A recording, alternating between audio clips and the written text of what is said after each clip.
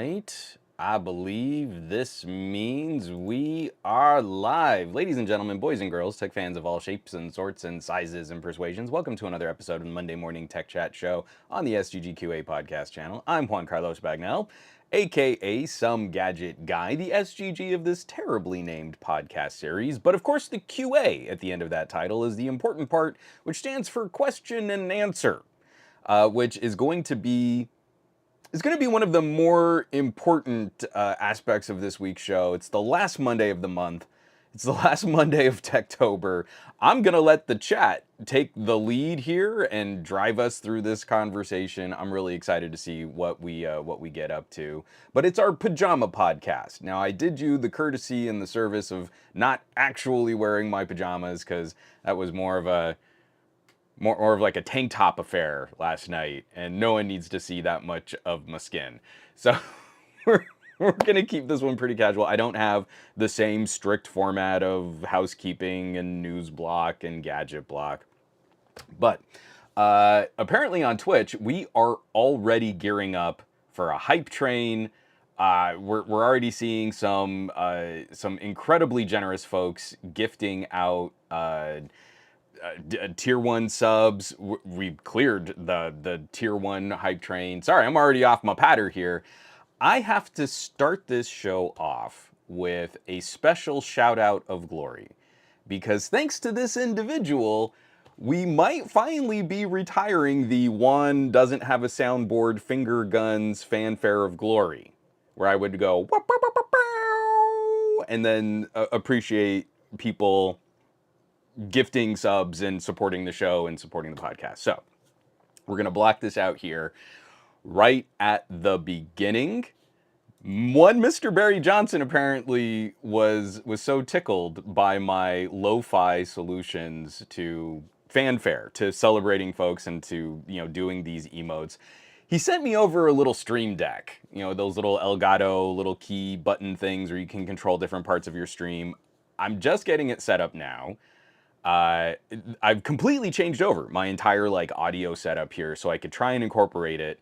And now live on the stream, for the very first time, we're gonna try a fanfare of glory to one Mr. Barry Johnson for sort of nudging me into the 20th century of live broadcast radio distribution.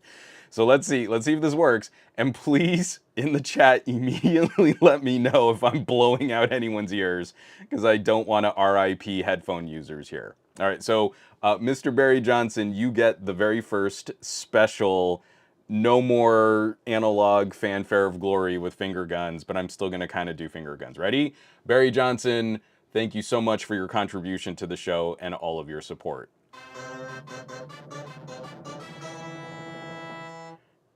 Yeah? Is that pretty good? I saw the audio levels. I saw stuff happen on there. Let's see. Anyone? I see Awesome Possum gasped. Dave Burns said, wait. Cash says, yeah. Bryant says, sounds good. Dave Burns says, no. Barry Johnson saying it was awesome. Let's see. Windows XP Doots, no blowouts. Thank you, Awesome Possum. Dave Burns, he finally did it. Well, I did not finally do anything. This is all courtesy of one Mr. Barry Johnson. T-Bubs is saying it sounds good. Excellent. Okay, so I think I've got level set somewhere where that's appropriate. Also, if my voice is starting to get sizzly or clippy because I've changed everything in how this all routes, I have no idea what kind of audio I'm sending out to you guys right now. It's showing that I'm getting a little peaky, so let me know. I can dial it back just a little if we need a bit of that, a little bit of that sort of buffer. We're doing it live, folks. This is the beautiful thing about getting this set up in time for a pajama podcast, because we can just figure this stuff out on the fly. It's going to be pretty great. So that's where we also have to throw some shout outs here. Let's see. Scroll this up here. Okay. So we're in level 2 of a hype train on Switch. One Mr. Snorkel Bill H is subscribed with Prime. Subscribed for 25 months. I missed our 2-year anniversary. You get a fanfare of glory. I need to program in some other sound effects, but I'm gonna have a lot of fun just pushing buttons radio style. See, I came from commercial voiceover and we didn't do a lot of live broadcast in commercial VO. But every time I would get to hit like a radio station and get to play with like soundboards and mixers and stuff, that was pretty sweet.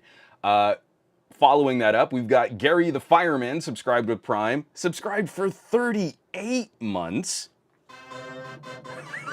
This is never gonna get old. It's never gonna get old. We've got Muppinish. Muppinish has gifted tier 1 subs to T-Bubs45 and Giapico. I just need to do something on the screen too, for like maybe little fireworks effects go off.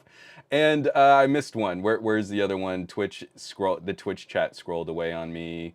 Jman150 subscribed for 16 months. And last but certainly not least, Gary the Fireman gifting a tier 1 sub to Pacostin. They've given 258 gift subs in the channel. Woo! So we've collected all of the Hype Train emotes on the Twitch. This is a pretty impressive collection, and I'm putting them all into the chat right now. I can't thank you all enough. This has been amazing. This has been incredible. Barry, you have completely outdone yourself, sir, in taking my show to the next level, which was a very low bar.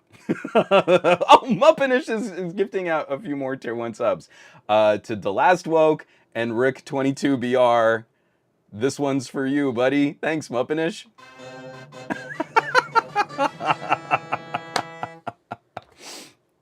That's okay, Muppinish. I am so grateful, and like I said, Hype Train, that is a fun, exciting little game to be playing on the Twitch side of this stream.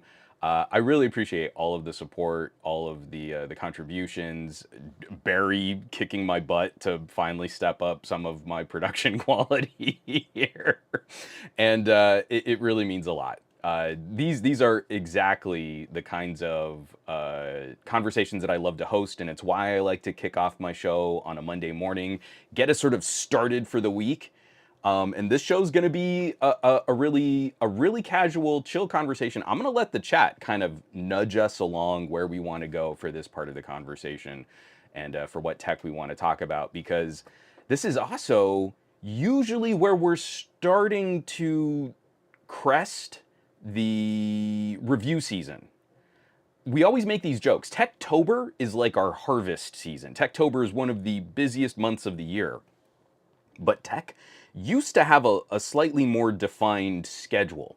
Like, we'd kick off the year with CES, we'd get through MWC, we'd get through that first half of the year, the major announcements, the major product releases, and then there'd be a bit of a lull in the summer, and then we'd come back, Techtober, another round of really exciting releases and product reviews, and then we'd get into the holiday buying season. My schedule so far, mapped out through the end of the year, is still really heavy on first impressions and new experiences and product launches. It's not like we've got this kind of rigid schedule. So while we're talking about things like holiday gift guides and things like that, I'm still having companies pitch me and talk about releasing new products and doing reviews and getting started on stuff. And it really makes your schedule kind of precious. You know, I'm trying to tell a longer term conversation review story with the OnePlus Open and the Pixel 8 Pro at the same time that I want to wrap up some coverage on the Xiaomi 13 Ultra from the beginning of the year and follow up some of my experiences on the Pixel Fold. And I haven't had any time this year to go back and look at devices from last year. It's so the spectrum of conversation and experiences is so broad this year. And as we're getting into November, it's still like November is still kind of a tech-tember, where October was a Techtober. It's a lot. It's a lot to have on our plate. So I very much appreciate folks supporting, and this kind of stuff just helps make this a lot more fun. Let me kind of just catch back into the chat because I thought I saw a couple questions. But yeah, Muppinish, no, don't worry about missing that last little bit of the hype train because, like I said, we've unlocked. Thank you to the generosity of folks like Muppinish and Gary the Fireman and all the people who are supporting and gifting subs and also subbing themselves. We've unlocked all of the tier 1 emotes on Twitch. I never really thought we'd crack through all of these funny little symbols and icons. It's like Egyptian hieroglyphics. Barry the Johnson, you are welcome one. The community appreciates your contributions. Please always understand that's mutual appreciation because it's not just me rambling at you every week. It's literally the show would not exist without folks on the Patreon, people gifting tier 1 subs on Twitch, sharing and supporting content from your favorite content creators, and also maintaining this entire community.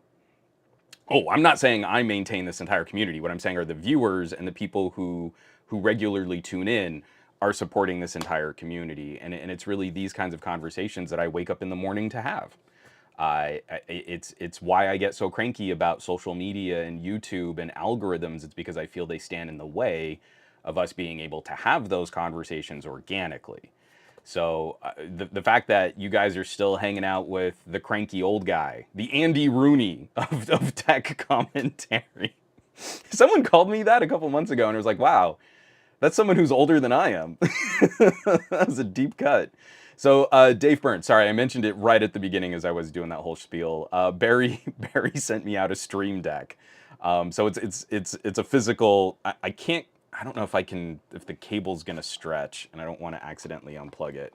But it's one of these little guys right here. I can't pull it closer to me for it to be in focus. But so far, it's taken me. He sent it out. Sort of, it arrived early last week. And just to let you know, when you're putting together all the parts and pieces where I want to be able to capture video from a nice camera, route that through a piece of software, but then I also want to have some of these like fun extra, motion tracking capabilities. I want to stay wireless on my microphone, so the audio has to go through a different situation, different portal. All of these ins and outs. It took me a couple days. It took me a couple days to figure out all the parts and pieces. I was doing some of this audio for last Thursday's Best of Our Week, the show that me and TK like to hang out and chat with. And I still didn't have the soundboard incorporated into that whole setup. So the Stream Deck was on my desk, but I didn't have it routed. So I could play things and you could hear it over my mic, but it wasn't in the show. It is surprising. Actually, it shouldn't be. It shouldn't be a shock at all how complex computer audio is, where you're working through Windows as an operating system and you're trying to route parts and pieces through different chains to all get it to show up as one audio input that a streaming service can understand. It's a lot. And like I said, I'm not super great at that live broadcast style solution or problem solving. So it took a lot to nudge me out of the same audio setup that I've been using since I left Pocket now. I mean, swap my broadcast, my SM57 for these wireless mics, and I've been using that same audio chain because it worked. And I've been very reluctant to mess with that at all because it is a massive headache when you're trying to figure all that stuff out. Let's see. We're already into some conversations and stuff here.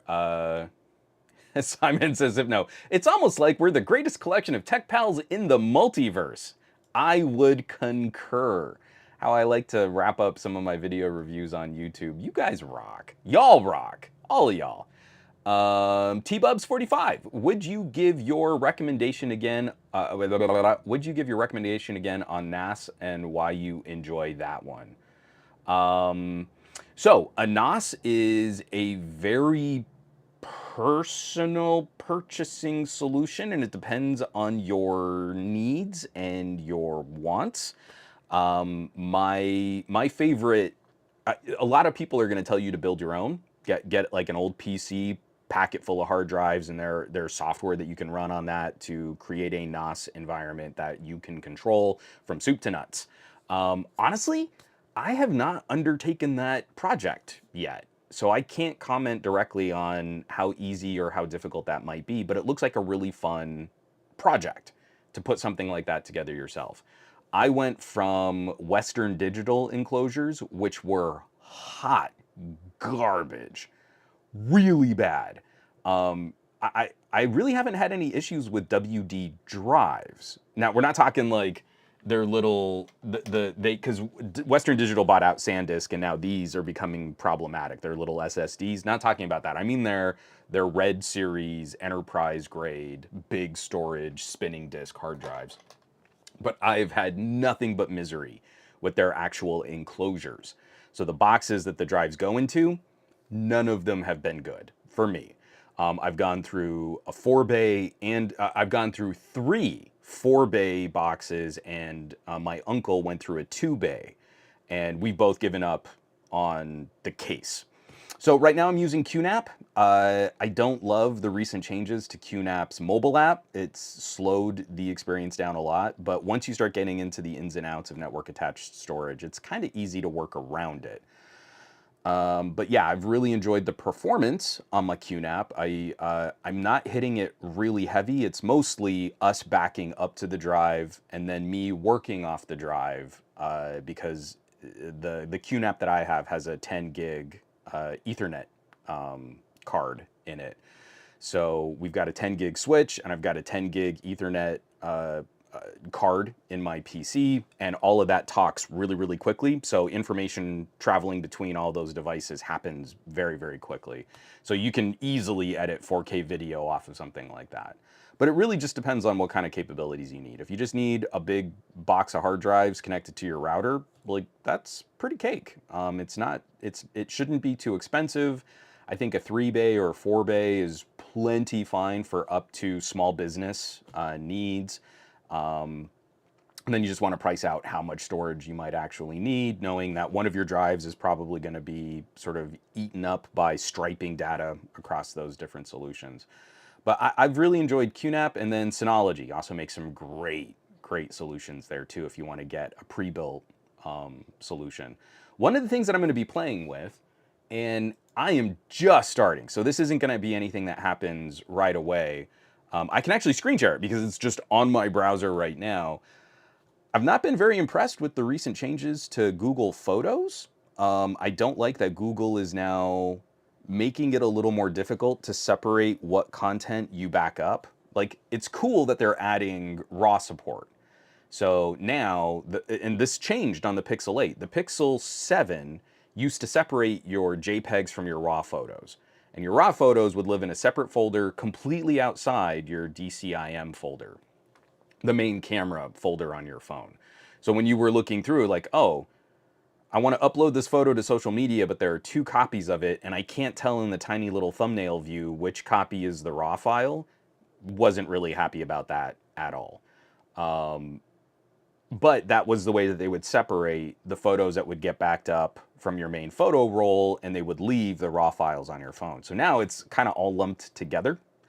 And I don't like that Google is kind of putting more and more pressure on people who are kind of using the free tier of their Google Drive, Google Photos, Gmail services. All of that storage has been sort of stitched together.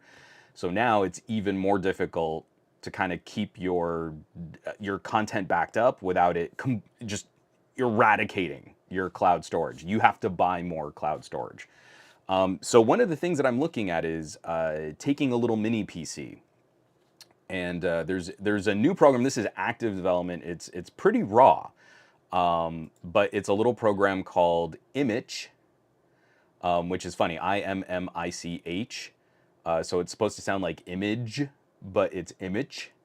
And this is a sort of server that you install on a Linux computer that handles photo and video backups. Now, there are a bunch of different apps that are claiming to do this. This is one of the newest ones. Like I said, it's in a really raw. Even at the very top, there's like a big caution. This project is under very active development. Expect bugs and changes. Do not use it as the only way to store your photos and videos.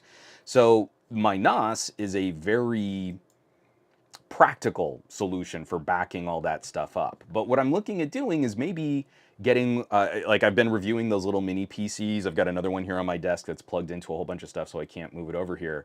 But if I just went and got like, what's one of the ones? Like I had the IT8. So I've got a mini PC with an 8th gen Core i5. That is plenty of horsepower to run a Google Photos style server. And if I just pack that with like a 4 terabyte SSD, I got a 4 terabyte SSD on sale on Newegg for 130 bucks. So for the price of a $250 to $300 mini PC and a 4 terabyte drive, I can have like a little mini file server that just runs doing nothing but managing our photos and videos. And then a lot of these apps, Image is one example, but there are a lot of apps that also do this too. It has a front end for Android and for iOS. So you open it up, it's a photo gallery, much like Google Photos, and you can do all the same like geotagging. It's got rudimentary, very basic face scanning, so it can kind of organize by different faces.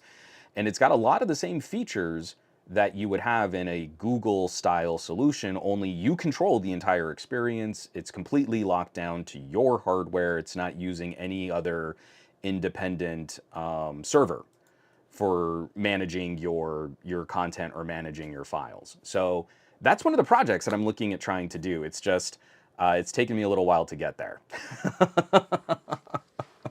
But yeah, what I think it would be really cool if I could take just one of these little mini PCs, just kind of set it somewhere in our house. Actually, you know, because of where I keep the main router, I could just plug it directly into that over Ethernet and have it just run just right there by our home router. That could be kind of fun. So, sorry, that was a very rambling explanation, T-Bubs. But I think this is the right time. With some of those changes to Google Photos and a lot of our other online services kind of squeezing us, making their main service worse so that it sort of negs you into buying more. That was actually part of housekeeping that I was going to do this week. If I go back into a screen share here real quick, I posted this as just a quick editorial on my Patreon, patreon.com/somegadgetguy. Google is negging me to drop Google Photos. And on my phones that I'm setting them up, you get sort of a splash screen. Hey, all of your photos aren't backed up. Don't you want to turn on photo backup? And then you say, don't turn on photo backup. And then Google Photos puts you through a second nag screen. Well, would you like to back up some selected photos instead? You can choose to back up just these selected photos manually. And then you have to say, no, don't back up those photos, Google Photos. I meant it the first time. Now, if that were just a singular double screen nag, the very first time you use Google Photos, no harm, no foul. I get it. This is all branding and advertising. Even iPhones are serving ads in your dynamic island to go check out the new iPhone because you have a 1-year-old iPhone and it's garbage now. I've actually started getting these multiple times on the same phone. So at first I thought this was just a component of me, because like every other week I'm setting up a new phone. So then you go and you open up a photo gallery, or if you need something in Google Photos, you get that nag. And then it's a 2-panel nag. You've got to tell it twice not to do that.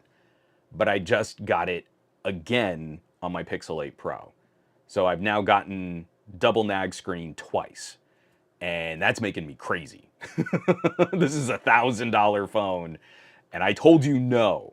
So instead of using Google Photos, I pulled Google Photos off my home screen, and now I'm using Simple Gallery Pro, which I believe there's like a donation version of it too, but you can also get it on F-Droid.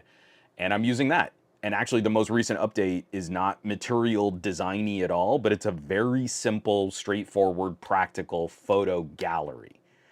It doesn't have a lot built into it, doesn't have all the fancy Google Photos, Cloud Sync, all that other stuff, but I'm actually trying to get away from that. So my phone automatically backs up to my NAS. I share select photos on OneDrive. I don't do automatic backup on OneDrive, but I've got a huge amount of Microsoft cloud storage that I can leverage there. And then I just want a simple way to practically get in and see the photos that are on my phone. Simple Gallery has been working a trick for me. So let me catch up with the chat.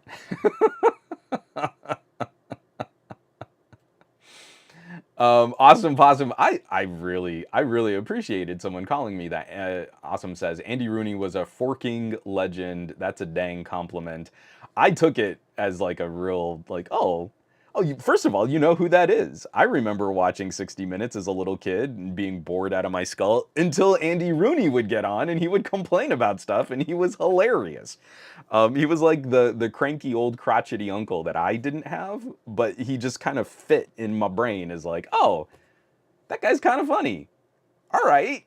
So I don't know. Maybe there's like some kind of influence that's still playing out when I talk about cranky political things. Um, oh, George. Well, first of all, Mobile Geezer, people should be checking out George's channel. He's such a charming gentleman, and I really appreciate his commentary on tech and the way that he follows through on longer term conversations. But George says, as long as I'm here, you're not the cranky old guy. Gary the Fireman, Andy Rooney, best eyebrows in the biz. It's going to be a while before I can give his eyebrows a run for their money. I've been growing them out my whole life. They haven't been getting any bushier. Simon says, if no Juan's so old, he's the Snapdragon 865 of tech reviewers. It's an SoC that's aging like fine wine. Mwah, love it. All right, let me get back down here. Some people saying Clash.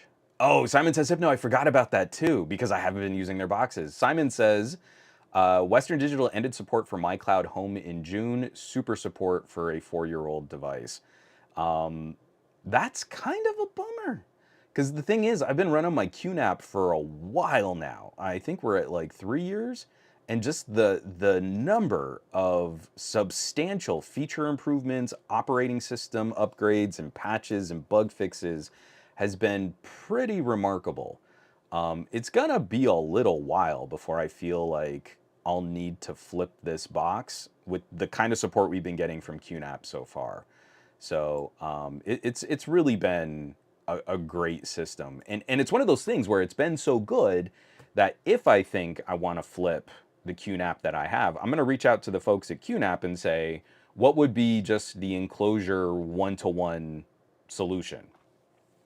Even if it's like, I've got the 3-bay, what if I went to a 4-bay, but I can start with just the 3 drives that I already have? Am I able to just swap these directly in? Like, I've been very happy, I've been very impressed with their solution so far. Gormlord, that's actually another great recommendation here. Gormlord says, there are some neat Raspberry Pi NOS projects out there too. So, that's why it kind of matters what you want to do with network attached storage. I run a little Plex server, but I'm not doing a whole lot of hardcore transcoding. And that's one of the areas where I have a little ARM SoC in my NOS. That's one of the things that it's not very good at. If I'm trying to on-device transcode 4K video to a mobile stream for Plex to not wreck a data connection, I can see the stats on that SoC are peaking. Like we're at like 85 to 90% SoC utilization to try and do like a 1080p to 720p transcode, which shouldn't be that heavy a situation. So again, something like a newer Raspberry Pi is going to be very good at moving files around and organizing them. It might not always be great at some of the more intense multimedia uses that you might have for network attached storage. And that's also one of the reasons why I'm kind of wanting to like maybe completely disassemble one of these little Nook clones that I've been playing with. Something like, a more recent, like an Alder Lake Celeron style processor, probably be pretty good at that task. Be low power, not need a ton of active cooling. I could probably connect a bunch of drives to it, put that all into a new little enclosure, and then kind of run that as some kind of multimedia distribution solution. And with better support for like hardware and on-device transcoding and stuff like that. So it's fun when you start considering all the different things that you can do. For basic file management though, it does not take a lot just to store and archive and access a bunch of files on your home network.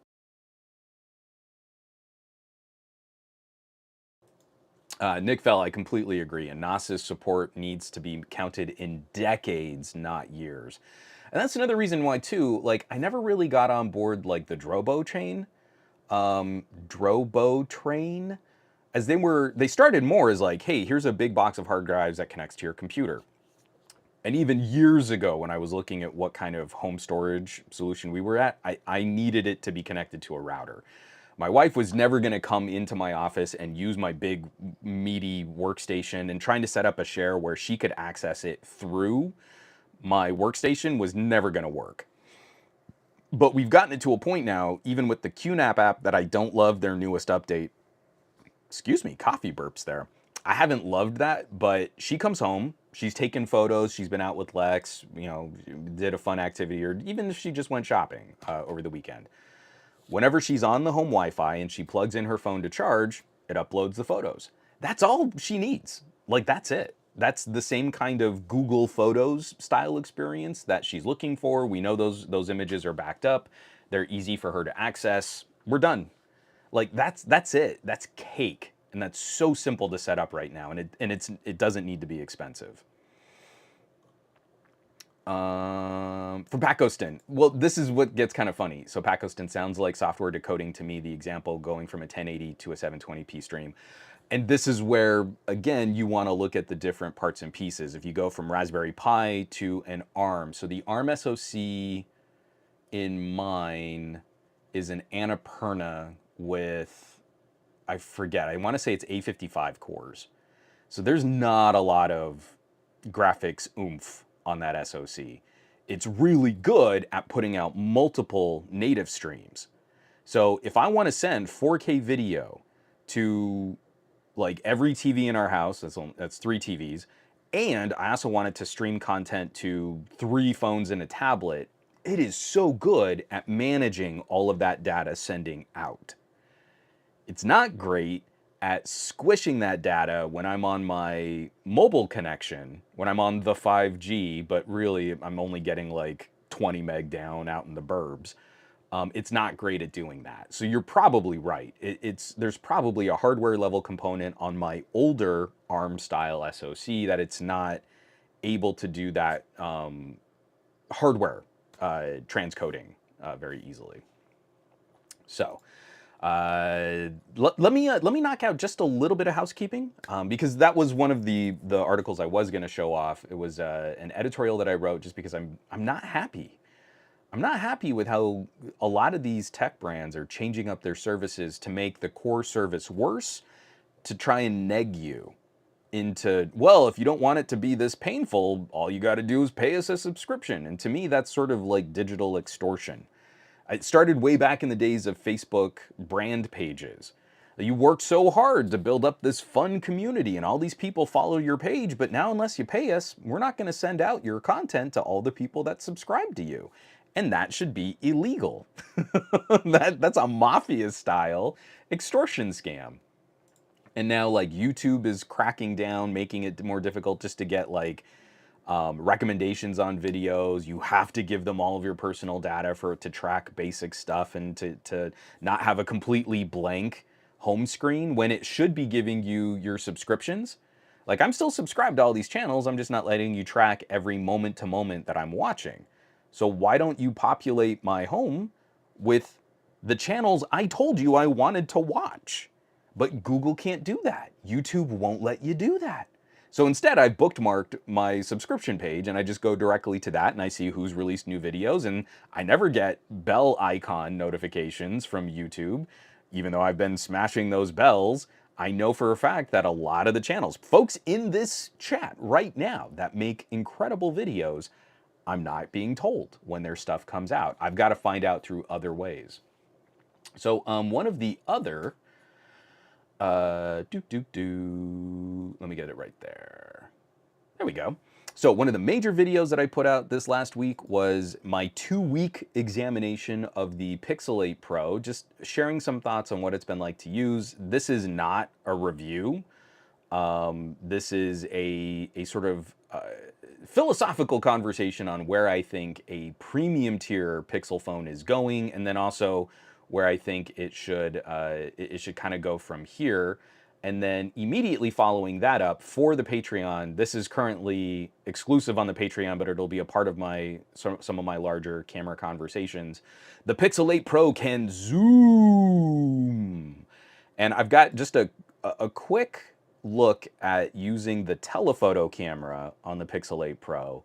And if you want to get even more reach out of your telephoto shots, you can get surprisingly far if you switch it over into the new 50 megapixel JPEG mode. It is impressive performance, and I put it up against the Galaxy S23 Ultra's 10 times optical equivalent zoom. And going from the tiny sensor on the S23 Ultra's telephoto, it's a 10 megapixel equivalent of a 230 millimeter zoom. Putting that up against the 5 times zoom, half the optical equivalent focal length, the Pixel 8 Pro is surprisingly good. So I've got it's not a lot. It's just one quick sample from that cliffside that I like to shoot at and get like just a little comparison going on. You can also see just how much Samsung ratchets those photos to over sharpen and try and create detail where really there wasn't any detail there. A couple other quick videos that made it out on the channel. I did finally publish my OnePlus Open versus Surface Duo 2 an unfair folding phone fight. That was just a fun conversation looking at some of the ideas. Obviously, the Open is the better phone. Like, let's not even pretend. I had people in there like, oh, this video is so biased. You could tell he's a Duo fan and he's Microsoft shill. And you're like, at no point in this video did I declare the Duo 2 the winner. Just the fact that I made the video and I put them next to each other. Oh, this is like not even worth it. He didn't even mention that on the original Duo, you couldn't even open up apps without it lagging. You're like, yeah, that was like 4 years ago. No, it wasn't. It was like 3. But still, it was like, you know that got better, right? he's biased. I love it when people like have even abbreviated, so it's not even like BIASED. He bias. And like, my bias what? What is my I am biased? No, there's no other verb there.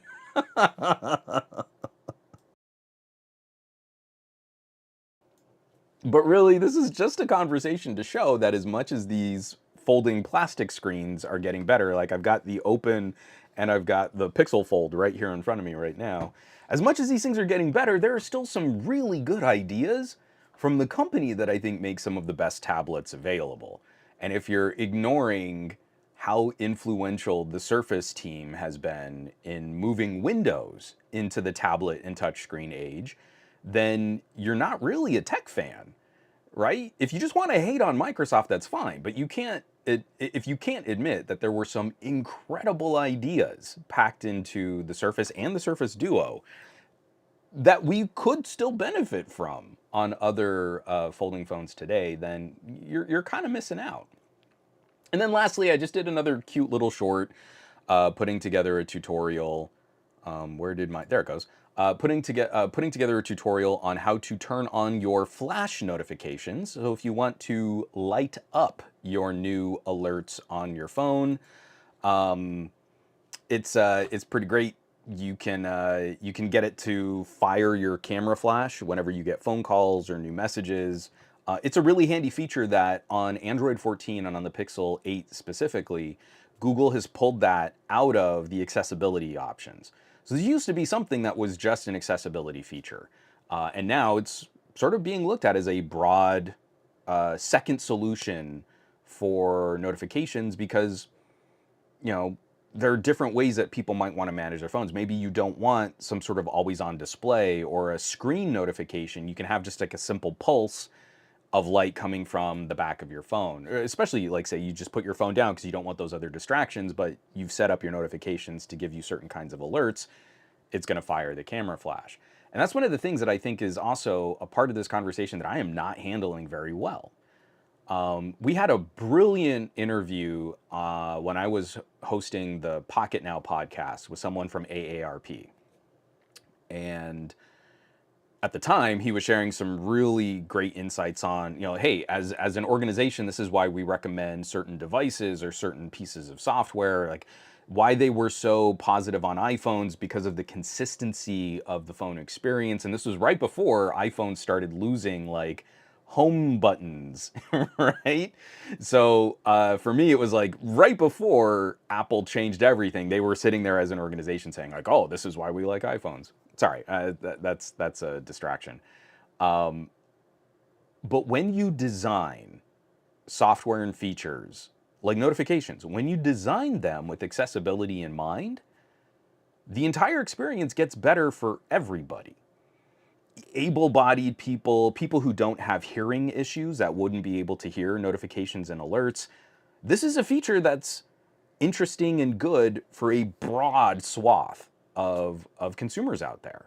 And we designed it with accessibility in mind first, but now it's becoming a feature that is gaining some broad support for everybody.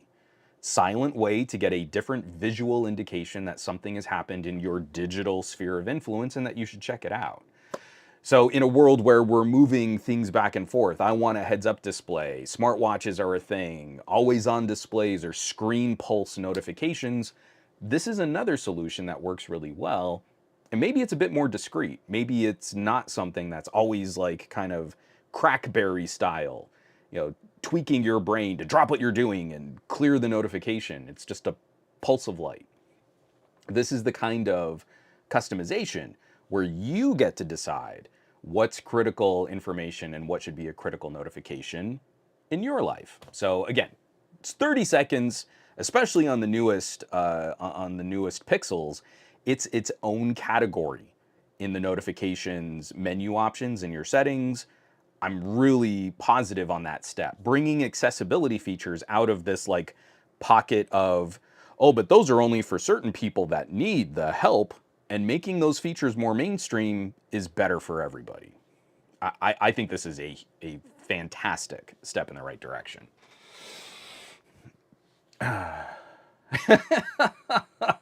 Pakistan.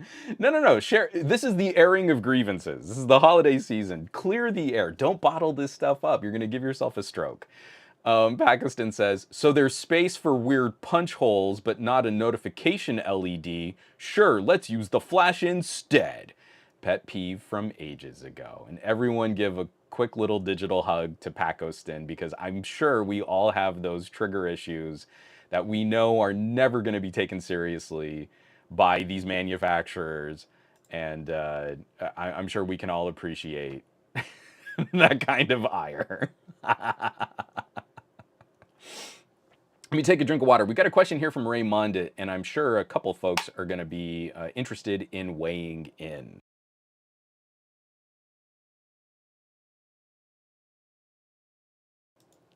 All right, Raymond, is the Tensor 3 as bad as the media reports? So here's the deal. In my video, my 2 weeks with the Pixel 8 Pro, I'm trying to balance pros and cons. There are definitely cons on Tensor 3 and on the Pixel 8 Pro. First off, I should probably do this. I've been putting it in the podcast pages, but making it clearer in the podcast. This part of my coverage for new phones, like the Pixel 8 Pro, is brought to you in part thanks to hashtag Team Pixel and hashtag a gift from Google, as they supplied this phone for me to review. No editorial influence has been offered, requested, or accepted from Google or Associated Public Relations in the production of my commentary on this phone. They sent it to me, and now I've been totally on my own to talk about it however I see fit. Disclosure out of the way, I hope the FTC is happy. Pixel 8 Pro is a nice step in the right direction. I still hold to this commentary that the original Tensor looks like it was designed to come out for the Pixel 5. And then that didn't work out, but that same chip that would have been a Pixel 5 chip was pushed to the Pixel 6. So immediately, it looks to me like the core compute performance of the Tensor is roughly a year behind the MediaTeks and the Qualcomms out there making chips for phones. Tensor 2 was not a radical departure from Tensor 1. It was just a nice little GPU uplift with some refining bits. Again, baby steps, progress. Making your own chip is not easy. And all these people out there, oh, but it's really just an Exynos. Except for the fact that it is unlike anything Samsung has ever made. Tensor 1 and Tensor 2 used individual Samsung processed and fabricated cores, but the arrangement of the cores is really difficult. It's kind of like saying, that tiny house and that courthouse are totally the same building because they both use red bricks. How unoriginal! They ripped off the red bricks. They must be exactly the same kind of building because I'm an idiot tech reviewer. The core configuration, the GPU, and especially camera ISP and all of the machine learning hardware, the NPU on the Tensor, completely unlike anything Samsung has ever touched, ever produced. This is no way, shape, or form a Samsung chip. Sorry, I'm relitigating the past because it helps explain where I'm coming on the Tensor 3. So Tensor 3 changes to a more traditional core configuration. It gets a refreshed modem, but it's not a different modem than the Tensor 2. And this is my personal biggest concern with the Pixel 8 Pro. The Tensor 3, in terms of just outright performance, catches up better than I thought it would year over year. So Tensor 2 was iterative. I mean, it was in some aspects, Tensor 1 is actually faster than Tensor 2 in more CPU-bound tasks, but we don't have to get that deep in the weeds. Tensor 3 is a bigger step. Going from Tensor 2 to Tensor 3 is a bigger step than going from Tensor 1 to Tensor 2. So we can see that Google is trying to push each successive generation a little bit further because they still have catch-up to play. They still have to try and get back to a competitive tier in the traditional compute power stuff. They're not going to do it in 1 year. They're probably not going to do it over the next 2 years. And I really feel Samsung is kind of weighing them down because it's not just, well, you can put in a faster CPU. You do that, you end up with the Snapdragon 8 Gen 1. Sure, it's faster, but if you didn't really refine it for the whole phone to be used as a complete device, then you end up with something that's gonna perform poorly. You can dump a turbocharged W16 hyper exotic engine into a Honda Fit. You can make it fit in a Fit. Is that car going to be drivable? Not at all. Not even a little bit. Actually, now I kind of want to see. To me, it's like the Dodge Tomahawk, if anyone remembers that. They built a motorcycle out of the V10 that went into Dodge Viper. That was never going to be a drivable motorcycle. And if you can imagine that thing ever getting laid down, you just dumped a V10 on the ground, right? You were never going to pick that up with your hands. Sorry, I'm rife with car metaphors today. So when we look at the Pixel 8 Pro, it is performing better, and it's performing better year over year than I was expecting it to. The Samsung's bits are still going to be concerns, and it really depends on where you live, where you travel, and the conditions that you might use the phone, whether or not I feel this is going to be deal breaker territory. But it's better than Tensor 2. I'm getting better radio support. It seems to be more power efficient than where we were. I mean, even through the first half of the Pixel 7 Pro's first year, Android 14 has really helped with some of the power management issues. I think everyone in here who's been playing around, especially with betas, has noticed that like Android 14 has helped with power and performance. So I am getting better battery life out of Android 14 than I was with Android 13, and that all helps. It gives us a little bit more of a thermal window or a thermal buffer before I'm concerned about the phone locking you out of features. But things like last week, we was it last week or the week before? Recently on the podcast, I did the thing where, oh, let me show you the camera, and I open it up and I take a bunch of photos so that you can see how many shots you can buffer. Well, on the Pixel 7, I did that recently, pulling it off of a wireless charger, and I got through 2 shots before it grayed out the shutter button because the phone was already in a significantly elevated thermal state because it was on a wireless charger. I had it on a little Nomad pad, and actually I stopped using it. I took it off my desk, and that's where my Stream Deck is now. That I don't think that this is really a problem with the Nomad charger. It's just that the Nomad charger is not a good fit for certain shapes of phones. So if the coils on the phone don't perfectly line up with the coils on the coils on the charger basically just blast full power. And the back of that Nomad was getting crazy hot. So you really now want to see, if I get a wireless charger, I really want to make sure that it's designed to fit the shape of the phone. Wireless charging on a Sony never worked on the Nomad because the Sony is tall and skinny. The coils were like barely touching each other on that pad. The Nomad seemed to have been built more for like smaller iPhones. I'm like really rambling, Raymond. This is like a really meaty question. It's a very simple question to ask, but it's very difficult to express. So I'm still concerned with the power management on Pixels. The charging is so agonizingly slow. I had it plugged in. Let me see if it'll actually show me in the battery graph. It's at 96% now. I forgot to charge it overnight. I woke up at 6:45. I think I plugged it in. Come on, show me the battery usage. So yeah, I plugged it in at 8 a.m. So over an hour, it got about a 40% charge. Am I reading that correctly? Man, that's not great.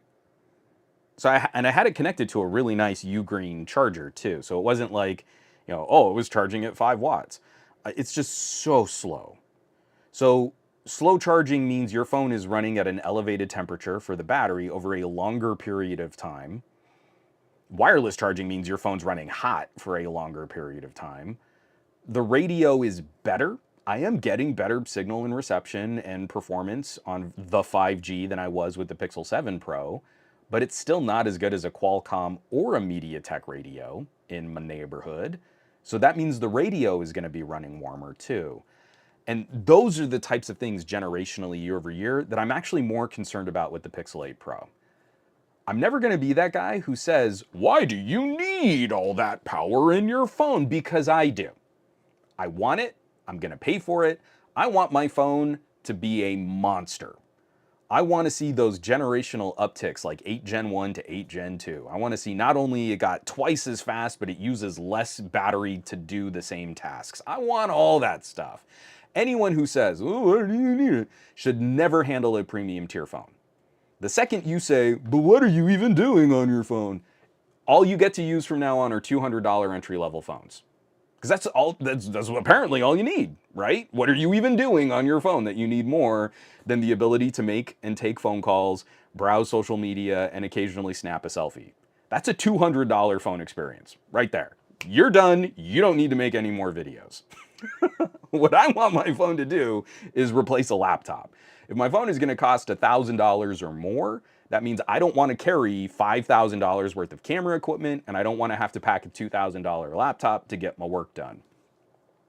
The Pixel 8 Pro punches well above its synthetic benchmarks for getting actual work done. It does not maintain the video rendering crown that the Pixel 7 Pro had throughout its first year of use. even into the Galaxy Note 23, our S23 Ultra, since Samsung Nights get so twiggy about that when I call it what it is. It's a Note because it has an S Pen silo. It's a Note. Samsung just wasn't smart enough to keep their trademark and licensing on the name Note. They couldn't defend their IP in court. The Pixel 7 Pro could outperform the Note 23 in video rendering. And I know I put this out there, and a lot of techies will go like, oh, but oh, who's doing and blah, and why does that even matter? And I don't use my phone for things. And this is the idea that I still can't hammer through the more cynical techies out there. The phone is the primary computer. It's the thing people reach for first. It's the camera that has significantly displaced standalone cameras. It's the multimedia machine that has completely obliterated your ability to pick up standalone digital audio players. It's such hot news right now that we're refurbing iPods and selling them at Urban Outfitters, right? Because the phone destroyed that. People don't go driving around with TomToms and Garmins in their cars because your phone is the brain that helps you navigate traffic. This is the primary computer, the primary camera, and the primary companion, and we're watching consumers do more with it, not techies. Techies are dragging us back and complaining about things like, oh, but benchmarks, and who even does, and why do you need that power? In a world where every social media company is trying to make reels and shorts and TikToks with advanced editing features built into them, YouTube has a new video editing app. YouTube has a standalone way for you to stitch clips together and create a new video file and add little screen overlays and filters. And it's going to be adding support for things like green screening. Chroma keying is a basic compute use for consumers out there. So I think it matters. I think it matters if I spend $1,000 on a phone, is it going to be competitive at finishing that task? If I just want to trim a video clip down so that I have like a shorter, like I recorded a minute of my daughter playing soccer, but I really only want 30 seconds of it, is my phone going to tank trying to accomplish that task, or is it going to do it quickly? Those things matter a lot. And that's where Tensor 3 is actually surprisingly performant. You can look at Geekbench scores that put it, I don't know, anywhere from like 40% to 80% behind a Snapdragon 8 Gen 2, depending on performance modes and low power management modes, whatever someone ran the benchmark to do. But you almost never see that performance deficit when you put it through a real task. Editing audio, editing video, processing photos. That's where the Tensor is surprisingly good. The Pixel 8 Pro hangs with these other phones really well. Doesn't always win every race, but it beats some phones and loses to other phones. And especially in short bursts of peak activity, like editing a reel or rendering a short. You've got like a minute to 2 minutes of video. That's where this phone just crushes. If you want to edit like a 10-minute video on your phone, or you're trying to make some kind of mobile documentary, probably want to look at a Snapdragon 8 Gen 2. Which is actually another just great little bit here. And thank you for the question, Raymond. I appreciate it. I know I can kind of ramble out on stuff like that. But Umar, I just updated last night. LumaFusion works on Android 14 now without killing itself. I sent an email to the developers. There were some little gremlins in LumaFusion when when my Pixel 8 Pro first showed up. And I got a couple, like some video projects would render totally fine, but I got one where it had some little like glitches and artifacts. I'm like, okay, that's fine. It's Android 14, Pixel 8 Pro, totally new. I totally get it. They pushed out an update to better support project files moving back and forth Android and iOS. So if you saved the project on an Android and transferred it to an iPhone, the iPhone had issues. So they changed their project structure to better support the iPhone. In that update, it broke rendering completely for Android 14 and especially for Pixels, the Pixel 6, 7, 8, they're the phones that are on Android 14. So I sent them a message and said, like, I need the ability to roll this back. Sure, I might have gotten some glitches or some artifacts, but like I could finish a project. Now when I render, it just force closes the app. This is completely non-functional. I need support. This is a support problem. And I said, I sent off the data. Here are all the statistics from the crash. I sent you all of the info that the app collected, but just give me the ability to roll it back. Let me at least finish the project, even if maybe I have some weird gremlins or something. And I get a reply from LumaFusion, and they're like, yes, we understand because of the change to Android 14, there are some issues with our current, the current app that we've sent to the Play Store. To better support our app, we recommend that you roll back to Android 13. So first of all, that's not support. You want me to nuke my phone and go back to Android 13 so I can use your app again, just so your app will better support iPhone project files. First of all, that's already unreasonable. Second, I can't do that on a Pixel 8. There is no Android 13 image for me to roll back to use your app again. So that's the opposite of support. Now you have wasted my time with a non-answer when I feel that's a reasonable request. The APK would still have to verify through Google Play Services. You would still have to have it verified that I've purchased your app. Let me roll it back with an APK, or just roll it back on like the developer. I'm on the developer beta preview. Let me get back to a usable app again. And I also brought up the example. This recently happened with DaVinci Resolve.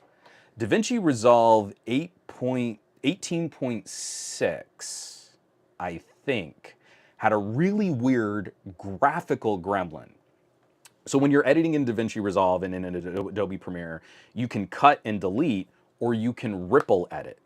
So you cut out a piece of video and then the two pieces stay and there's an empty chunk in the middle. But really, you don't want empty space. You want those pieces to slam together. So you ripple edit. And on DaVinci Resolve 18.6, you would do the ripple edit and it would shift the video by how much you deleted. But it wouldn't shift the audio by how much you deleted. So if I just deleted like 10 frames to cut out like a part of a breath that just made the transition awkward, my video and my audio were now 10 frames out of sync. If I cut 20 seconds, now my video and my audio were 20 seconds out of sync. And it wasn't like a problem with the editing, it was literally a problem with how they animated that ripple edit transition. And they were very apologetic. Hey, this is a known issue. We're working quickly to fix it. But in the meantime, please roll back to version 18.5.5, and this will completely clear it up. All of your project files are still going to be compatible. There shouldn't be any disruption in your workflow. And here's the project file. Here's the installer that you need to do that. All in that first email reply. I paid for DaVinci Resolve back at version 16. I've not given Blackmagic another dime for this software since. That is a good example of support. They acknowledged the problem, understood the situation, found a solution that didn't require me to jump through hoops, and supplied the software that I would need to enact that solution.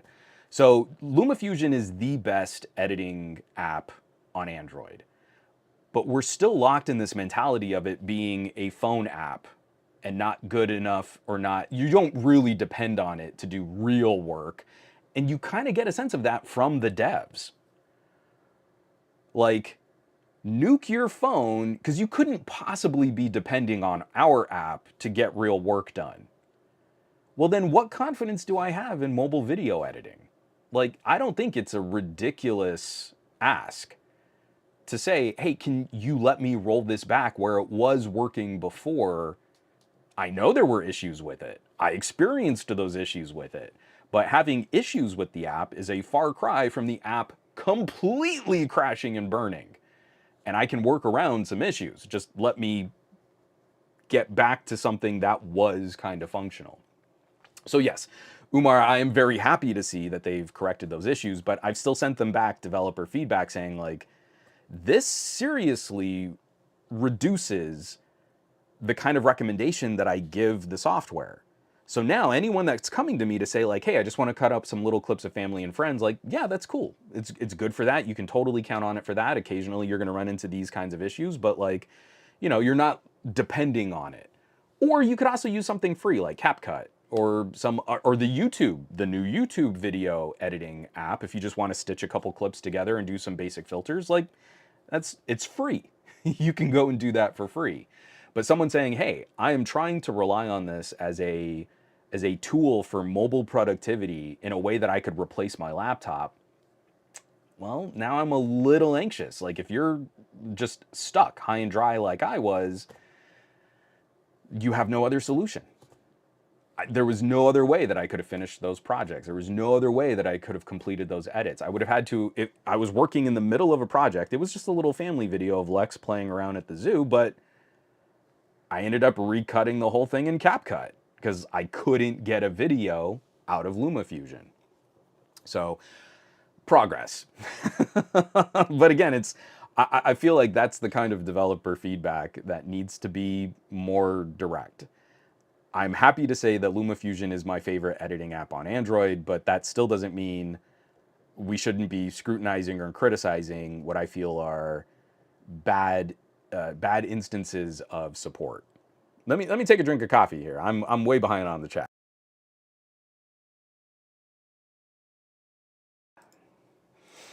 Oh, George, thanks for that. He says the open versus duo video was excellent. Well, I appreciate it. It was fun for me to put together because I'm a duo nerd. I love the duos, and we're starting to get foldables that are like, I've been using the open in the kitchen in ways where I used to just have my duo live, like watching videos and having a recipe up while cooking and walking all around, listening to someone's live stream.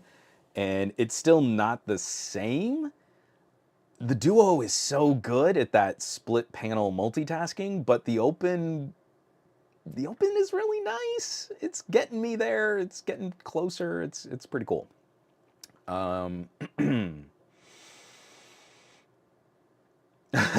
Sorry, I'm way behind on this chat.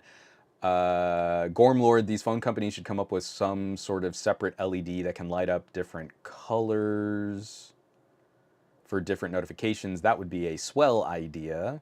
I mean, we used to have stuff like that, notification LED. What would be kind of funny is if like you could tune the color temperature on your camera flash. Wow, that was a burnt umber notification. That must have been a text message from my wife. Oh, that was a bright white flash. That must have been from my daughter's phone.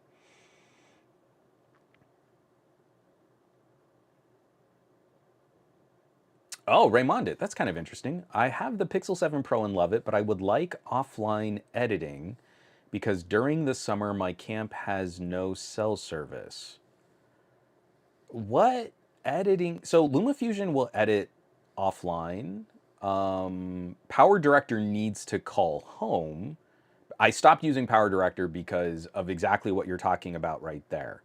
So even though I would open Power Director when I had service, I don't know what their window is for calling home to make sure that you're still paying for the app.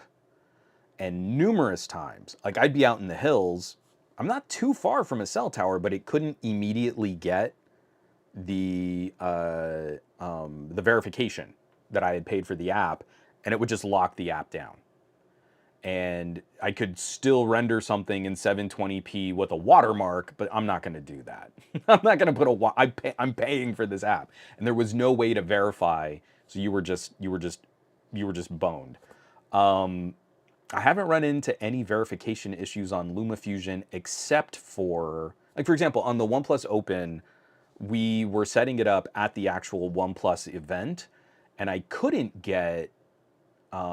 We were just hammering the like hotel lobby Wi-Fi, not lobby, the hotel conference room Wi-Fi, and it took a long time just to like get your account logged in. So LumaFusion did not verify there. And then the second I walked it outside and I had installed an eSIM with some data on it, fired right up. I mean, it was like night and day. It was immediate. Whereas like with Power Director, I've had to do things like completely uninstall the app, then wait until I was in good coverage, then reinstall the app and go through the entire setup process again, which also, if you know on Power Director, that means you've nuked your project files. So that's a complete no-go for me. But so again, in the summer, when you don't have cell phone service, I'm pretty sure LumaFusion would do you well. I'm not sure about some of the freebies like CapCut or YouTube. I genuinely haven't tried. If they need some kind of online component to finish the edit, I would say bounce them and pay for something like LumaFusion, and that should work a little bit more consistently than what you've been dealing with. Let's see. Next comment. From Pacoston, come to think of it, the last Exynos Google device was the Nexus 10. I think you're right. Was Galaxy Nexus one of those Thunderbird cores? I genuinely don't remember. Someone with a better memory for SoC design is going to have to clue me in. I know that, or I don't know that. I want to say that the last, no, so is the new A series sold in the United States with an Exynos? I'm pretty sure A series. The last Galaxy S series that was sold in the United States with an Exynos was that the Note 5. So it wasn't the Galaxy S6. So Galaxy S6 and Note 5 are the last premium tier, but I want to say Galaxy A series is sold in the USA with an Exynos. But yeah, outside of that, I think you might be right. It might be Nexus 10. From Haas Sam. Ooh, Haas Sam. Hey, congratulations on the new phone, Haas Sam. I am really digging this. So Haas Sam, I got a OnePlus Open, loving the phone so far. I don't see myself getting a Pixel Fold with a Tensor 3 chip. So if the rumors on Tensor 3 eventually supporting video output through the USB-C come to pass, I would be very curious in a Pixel Fold with a Tensor 3. I still like a lot of what Google is bringing to the table in terms of form factor.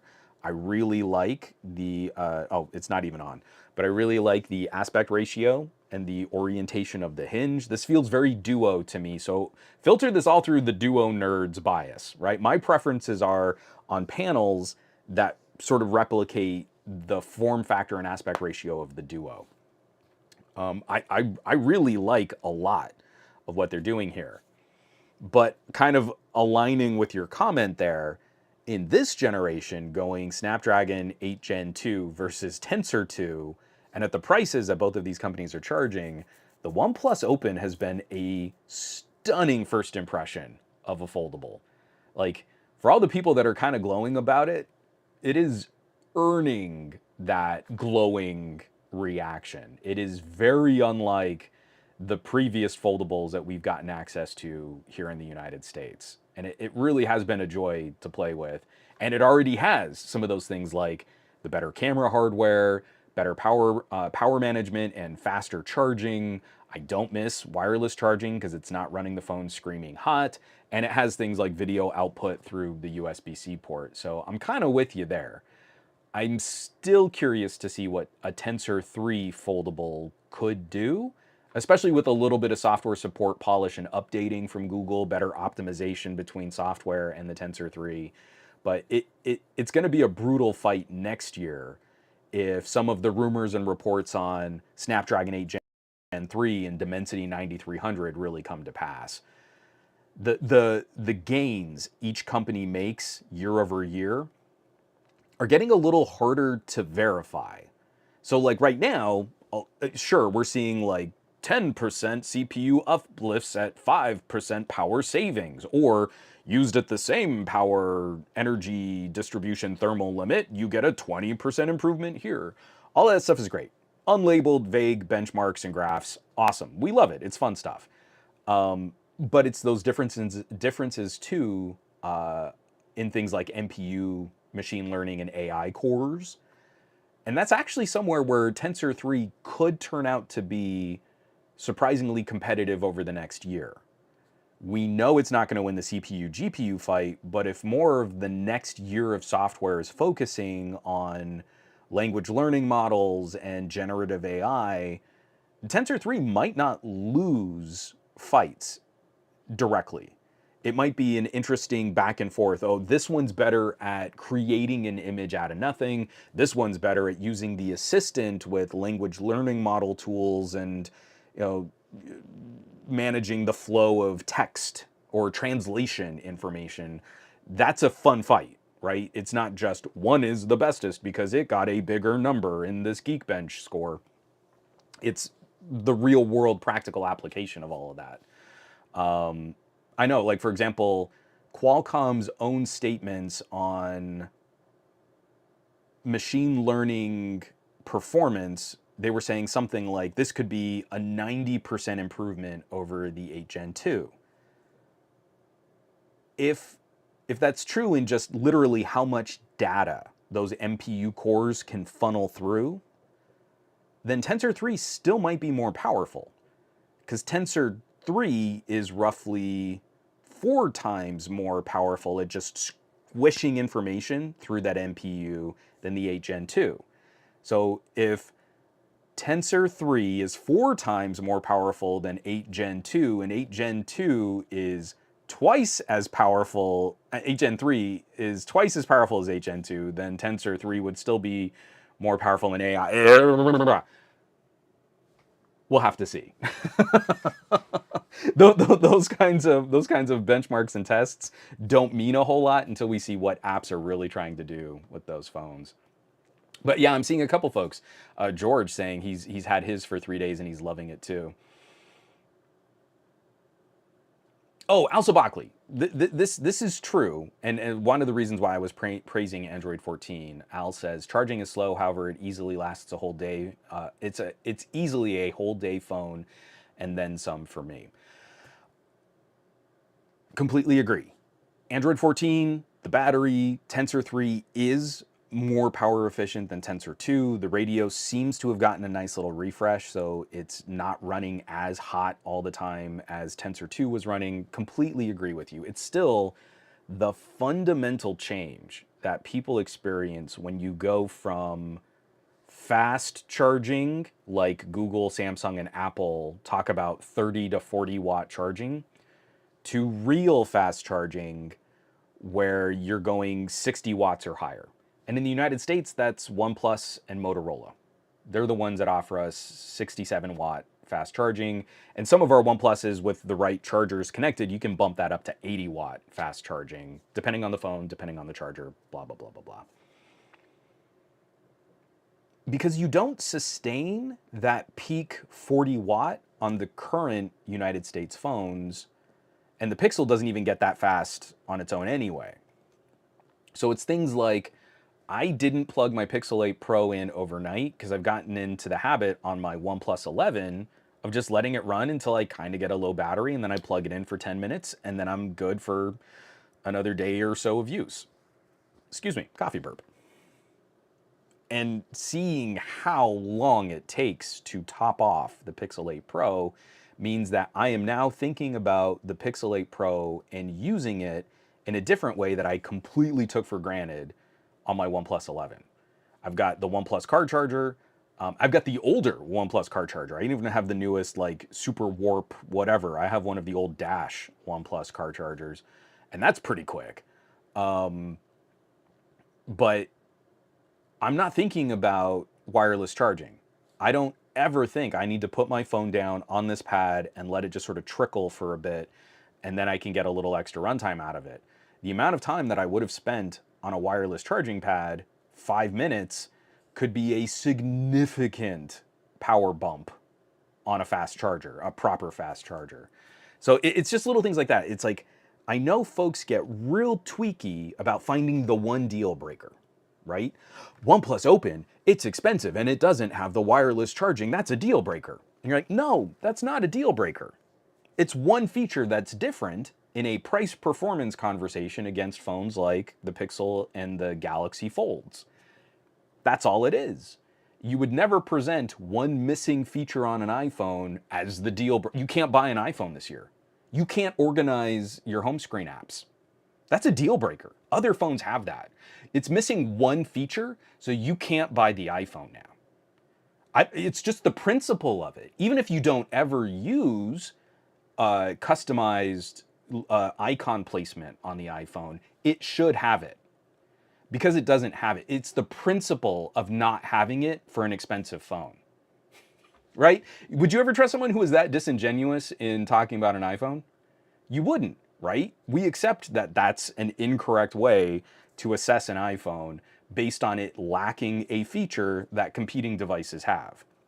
So anyone who's out there saying, "Oh, it's just the principle of this should have wireless charging," while it's the cheapest folding mini tablet with the most storage per price, with the best cameras, one of the best hinge designs, some of the brightest screens, has an IR blaster. I love having an IR blaster. Is the lightest, even in the included case, and it has the best battery management with the fastest charging available on any foldable and amongst many other phones in North America. You're not really having an oranges to oranges conversation if you're just picking one deal breaker to say, no, this doesn't have the wireless charging. Oh, it's the principle of it. I mean, it's expensive, so it should have it. Because let me tell you, I'm never going to use wireless charging on my Pixel Fold. It gets scary hot. So that means the second I pull it off that wireless charger, I am already working at a massive performance deficit on that Pixel Fold. It's real dumb. I'm sorry, I was a huge fan of the idea of wireless charging back in the Nokia Lumia days. Back when we were fighting PMA charging versus Qi charging, I really wanted Qi to win. I hated that there was fracturing and fragmentation in this market. Really wanted one clear standard, kind of like Bluetooth. I wanted a clear standard that all companies contributed to so that we would have the best product. Since the inception of the Nokia Lumia, wireless charging has only gotten kind of a little bit better. Whereas plugging in your phone with a cable has gotten ridiculously fast. Incredibly fast. And it runs cooler.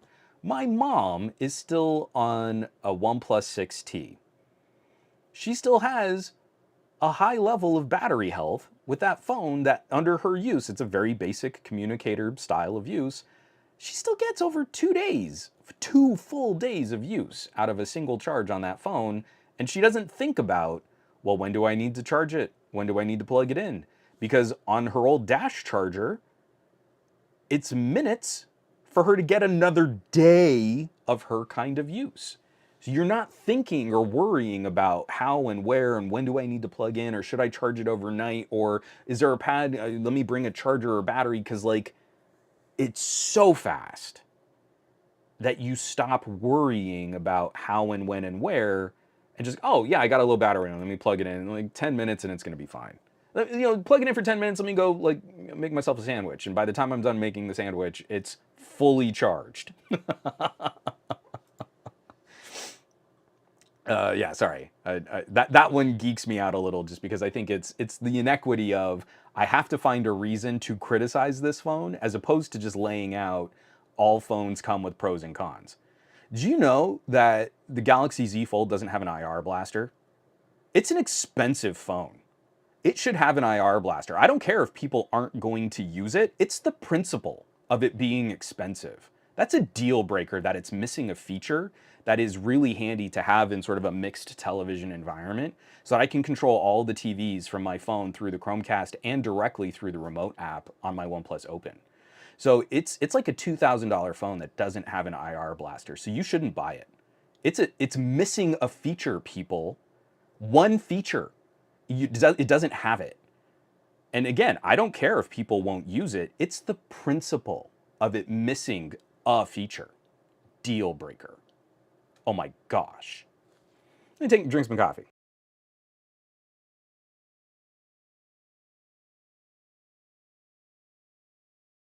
Oh, Geek Master, we're all upset about that. It's sad that the two biggest phone makers in the USA charge the slowest. Oh man, I'm way behind. Sorry. I know some of you guys are still talking about like the chip fab and stuff like that. From McCorcoran, Nord N30 charges in 30 minutes with the included 50-watt Super VOOC. You can buy the phone for $20 from Metro PCS. That's a pretty good one. I like that. Brian Glaze, that we did talk about that. LumaFusion did fix it, but definitely look back because some of LumaFusion's support was really frustrating. But that the update just got pushed. I just got it this morning, but I think it got pushed yesterday over the weekend. So LumaFusion is back on the menu, boys. Muppetish, it's so silly. And is again why I never highlighted the Duo as a broad consumer focused device. To me, it was the best beta test of a mini portable iPad, mini iPad style tablet. But Muppetish says, Duo is the kitchen appliance we all want. It's so silly the way I was using it. I was definitely not putting $1,600 worth of use, but it was my favorite concept for a mini tablet. It really was. And it's that multitasking, two things at the same time, maybe a little floating window for video streaming, having a recipe in a live stream, or my Discord chat up fluidly, using gestures to move apps around. It's still like my favorite concept of what an Android tablet should be, even above what Google is doing. Some of the great improvements on Android 13 and Android 14, great stuff. Really good. I think we can all appreciate Android has improved significantly for larger displays, but I still feel like the Surface had some of that stuff on lock, and that the Surface was more fun and organic for those types of interactions. Gormlord, I've been hearing that Android 14 dropped support for 32-bit programs, so it's crippling some old apps in Windows emulation. I don't. I'd have to ask Michal if that's Android 14 or if that is currently the direction that we've seen from companies like Google, because I've also heard that, like for example, I believe it was one of the sessions at this Qualcomm summit recently that Qualcomm is looking at solutions for emulating 32-bit support on device so that you can use legacy apps on mobile. So someone is going to have to correct me in the chat because I'm sure there's an answer and I just don't know it. If that is Android 14 has said no, or if that's up to the individual manufacturers to flip that switch. So as far as I know, as far as I remember, I want to say it was the Pixel 6 that we first saw updates where Google said, hey, moving forward, we're only going to be supporting 64-bit applications. But I might have that wrong. And Barry Johnson verified.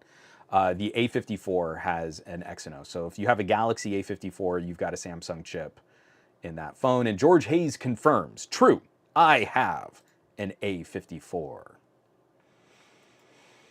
McCorcoran, I think all of them should. Pixel Fold should add USI stylus, even other Pixels as well. At some point, I would really just like to see all of these premium tier phones agree on sort of a standardized panel or digitizer for stylus support. I've got 5 different styluses in the little cup of pens behind me on my bookshelf, and it's getting real old.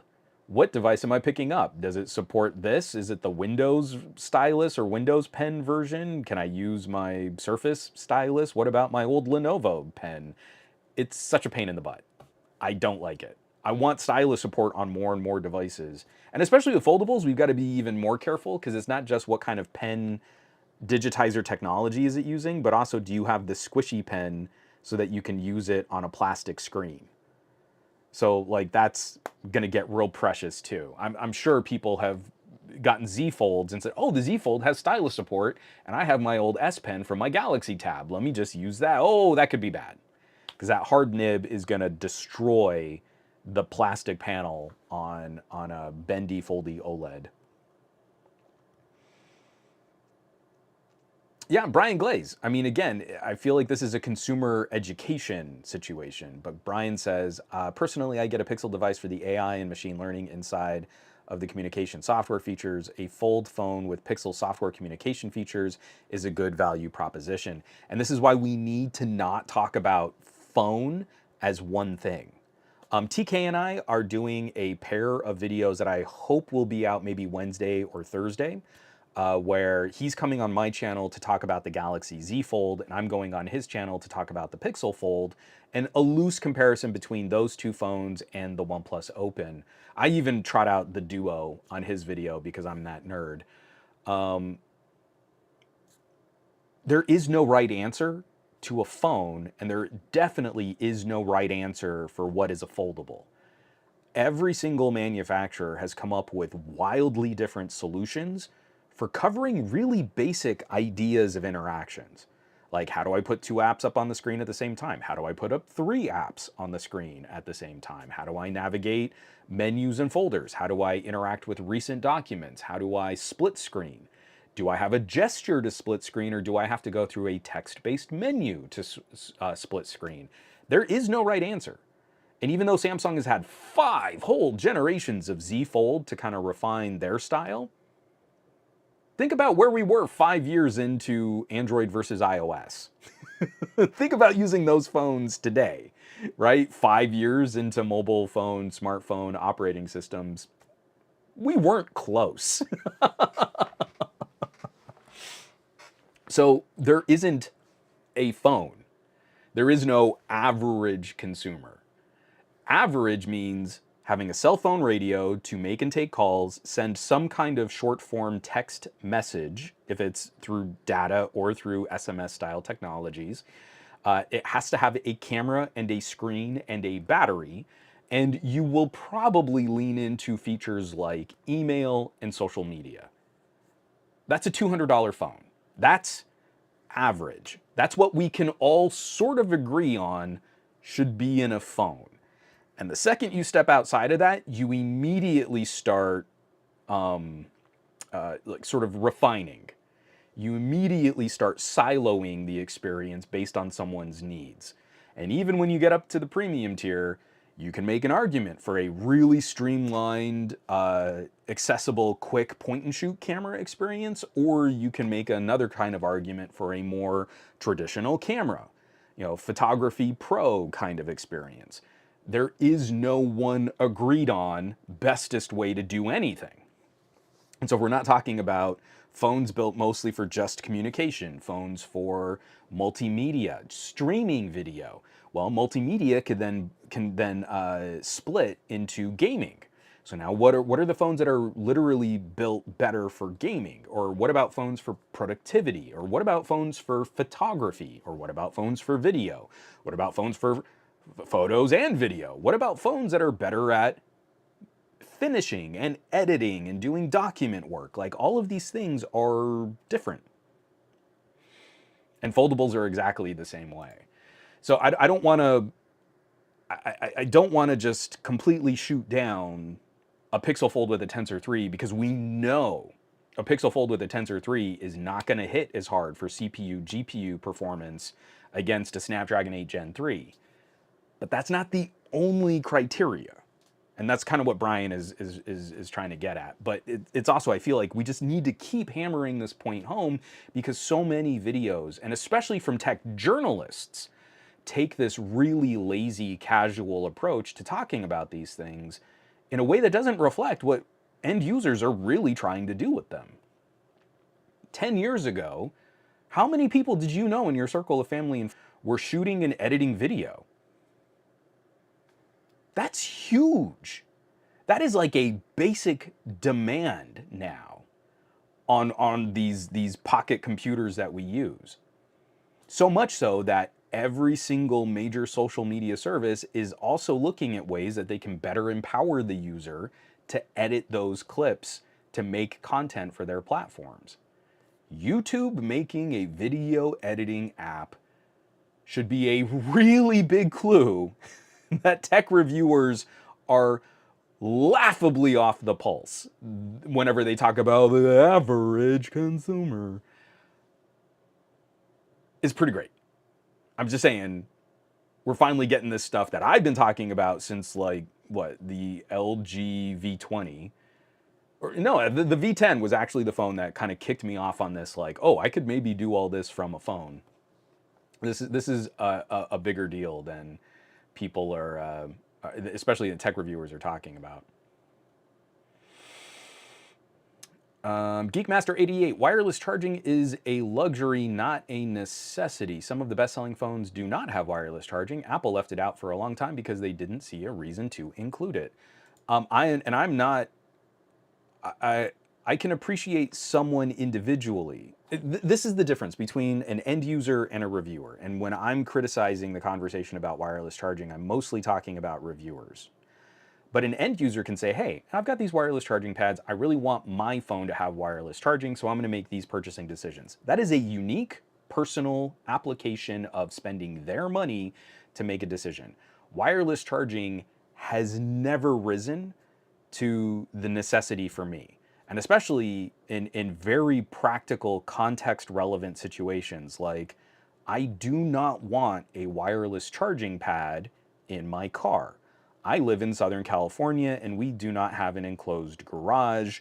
And like today, we've got the Santa Ana winds going. I think we're supposed to have like a high of 85 today. And that's not too hot for Southern California, but it's a little toasty and it's a little warm for the end of October in many places around the country. In the middle of summer, it's going to be 110 to 115 degrees where I live. There is no wireless charging solution that could sustain that kind of charging in those kinds of conditions with heat radiating off the windshield of my car. I've given up on windshield mounts for my car so that I can mount my phone covering one of the AC vents in my car so that I can plug it in with a cable to charge it more efficiently. And it still is an issue with heat and thermal management and throttling when I've got the screen on and I'm doing turn-by-turn navigation and I'm streaming audio over the Bluetooth connection to my car. So it's never been a practical solution for me. And the more that we've gotten, especially from imports where like 120 watt charging, whew, man, that's nice. Plug in the phone for 5 minutes before I leave the house, let the phone just run on its own, and then it's going to last me all day and I don't have to worry about charging it in the car because I got a full charge literally in 5 minutes. It changes your relationship with the device when you really move to fast charging. And people have been sold bogus fast charging from Apple and Samsung for so long that they think they know what real fast charging is. Oh, but it's not really that fast. And if I'm going to have to top off my phone anyway, well, I need to have the wireless charging so that I can just set my phone down, get little trickle charges when I'm not using it. And I'm constantly hitting the battery throughout the day to kind of pad out my runtime. And that's not what real fast charging is.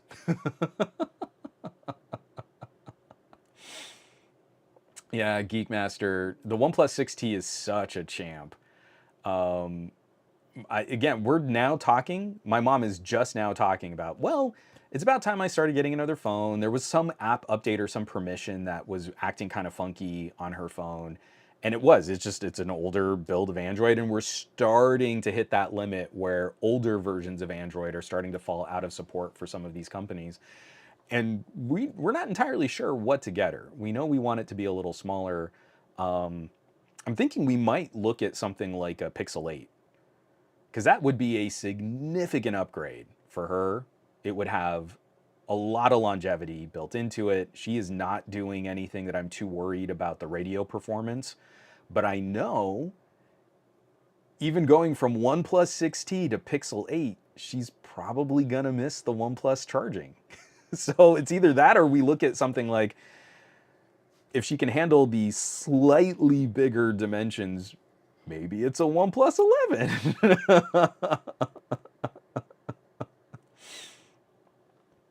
Oh yeah, Brian saying what you're talking about, Juan, is why I love the OnePlus 10T. Amazing for battery. I never worried about it at all. The 10T was a champ. That was such a good phone. Oh, Kenox. I think a lot of people are weighing these as options. Seriously thinking about going OnePlus again or switching to a Pixel. OnePlus is best bang per hardware right now in the United States. And if you're focused on that more phone communicator, good for social media, solid camera performance, the OnePlus 11 is very good. It's a very good price for a very good phone that trades blows really well against like an iPhone 15 Plus, not a Pro, but a Plus. And you can very easily shop it at storage configurations that give you a good price buffer against like an iPhone 15. I'm a big fan. What I was upset about is I really wanted a OnePlus Pro. Like I wanted that 120 frame per second 4K video recording. I wanted video output through the USB-C port. I wanted those really great features that we had on the OnePlus 9 and the OnePlus 10 Pro versions of the phone, but we never got that. So I'm hoping that we find a way to balance that out because the OnePlus Open has brought back a lot of those features, but not all of them. So the video output, great. I love being able to plug in XR glasses or connect to another display, but I do wish I had the 120 frame per second 4K video recording, which is not on the OnePlus Open. So it's like I'm so close. I'm so close to getting that back. If the OnePlus 12 is a single slab phone closer to the OnePlus Open, I would be very happy. But I also know that that's going to be a more expensive phone than the OnePlus 11 was. So I'm good with that. I am ready to give OnePlus that higher price because I want those additional features. If you don't need video output and 4K 120 and those like aspirational premium tier features, the OnePlus 11 is a champ. And it hits really hard against phones like the Galaxy S23 FE. I would not go for the FE unless there was a specific Samsung component or feature that you really needed on that phone. Snapdragon 8 Gen 1, not a great choice. That is not going to be a good thermal performer or battery life performer. It bumped up in price. So it launched, what was it? It launched at it was announced at $599, but now when you buy it online, let me just look this up because I don't want to be making this up. So Samsung Galaxy S23 FE. Galaxy S23 FE from Samsung. So first I just want to see buy now. No, I don't want any special offers. Unlocked. Yeah, the 128 gig version is $629.99. So they announced it 600, and then they bumped up the 128 gig version of the phone another $30 when it was time to sell it. I can share my screen. You don't have to take but you don't have to take my word for it. Here is the so unlocked. Before any deals or trade-ins, obviously you can always cut the price on stuff like this, but that's 128 gig for $629. And now I just want to see what's OnePlus for the OnePlus 11.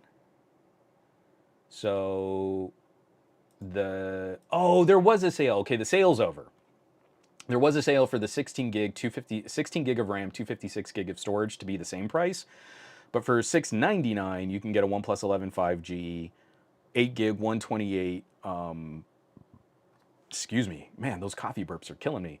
But yeah, so that's going to be what, $70 more expensive than the Samsung. But let's learn about the Galaxy S23 FE's key features. Performance, learn more. Do it all processing power. But I want to know, specs. Yep, processor, Qualcomm Snapdragon 8 Gen 1. So the S23 FE has an 8 Gen 1. Now, from phones from last year, I've kind of made my peace with the 8 Gen 1. There are a lot of phones from last year that I like, despite the Snapdragon 8 Gen 1. If you're using a phone from 2022, you have probably had to change your behavior to use that phone, handle the battery life. Sometimes it gets real hot pocket when it's just updating stuff in the background, or it's using your 5G radio. The 8 Gen 1 is an incredibly powerful laptop grade CPU, but it's housed in a phone where that wattage is really, really precious. And we've seen some of those benchmarks where, like, the power draw on the 8 Gen 1, if you're using the CPU and the GPU combined, could start closing in on 10 watts, which is like low power wattage for a laptop on a phone battery. That's a very precious concern when you're trying to make it through your day with a pocket computer. Let me tell you right now, without shopping any sales, going to a OnePlus 11 with a Snapdragon 8 Gen 2 is well worth the $70 premium over the Galaxy S23 FE. And going to the Tensor 3 is a bit of an improvement over the 8 Gen 1 if you wanted to shop a Pixel 8. Not an 8 Pro, but a Pixel 8 versus the FE. If you're using a phone from last year, you're on a contract, I don't want you to feel bad. But again, I want to point out, you have probably had to adapt your behavior to handle what is an extremely powerful chip. I would not maybe recommend buying MSRP prices for phones like this today. Now, obviously, the Galaxy S23 FE is going to have some great carrier deals and some great trade-in deals, and if you score a good deal on it, it could be a good phone. But at $70 price difference between a OnePlus 11, I would go with the OnePlus 11. Like, I don't have to think about it much to make that flip and just go, you know what, this is going to be a better experience all around.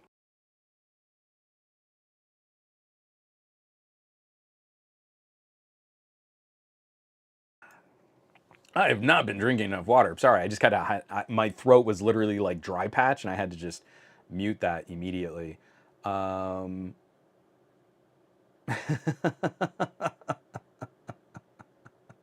Malik, I know, man. It's just you've got to find a reason for the OnePlus to lose. That's a part of the commentary. Again, people are putting out full reviews on the OnePlus Open before consumers could get the phone and before we got major updates to the phone. And everyone's like, "Oh, but OnePlus shouldn't send out the phone in embargo unless it was ready to be reviewed."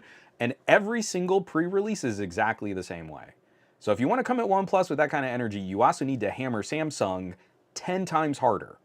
Because on an order of sales, Samsung will probably sell 10 times more premium tier phones than OnePlus will. So the potential for consumer misrepresentation of performance is 10 times higher. If a Samsung reviewer puts out a full review on the phone, glowing about the Galaxy on a pre-release embargo software situation, while also finding deal breakers on a OnePlus in that same time period. That has always been how these things work.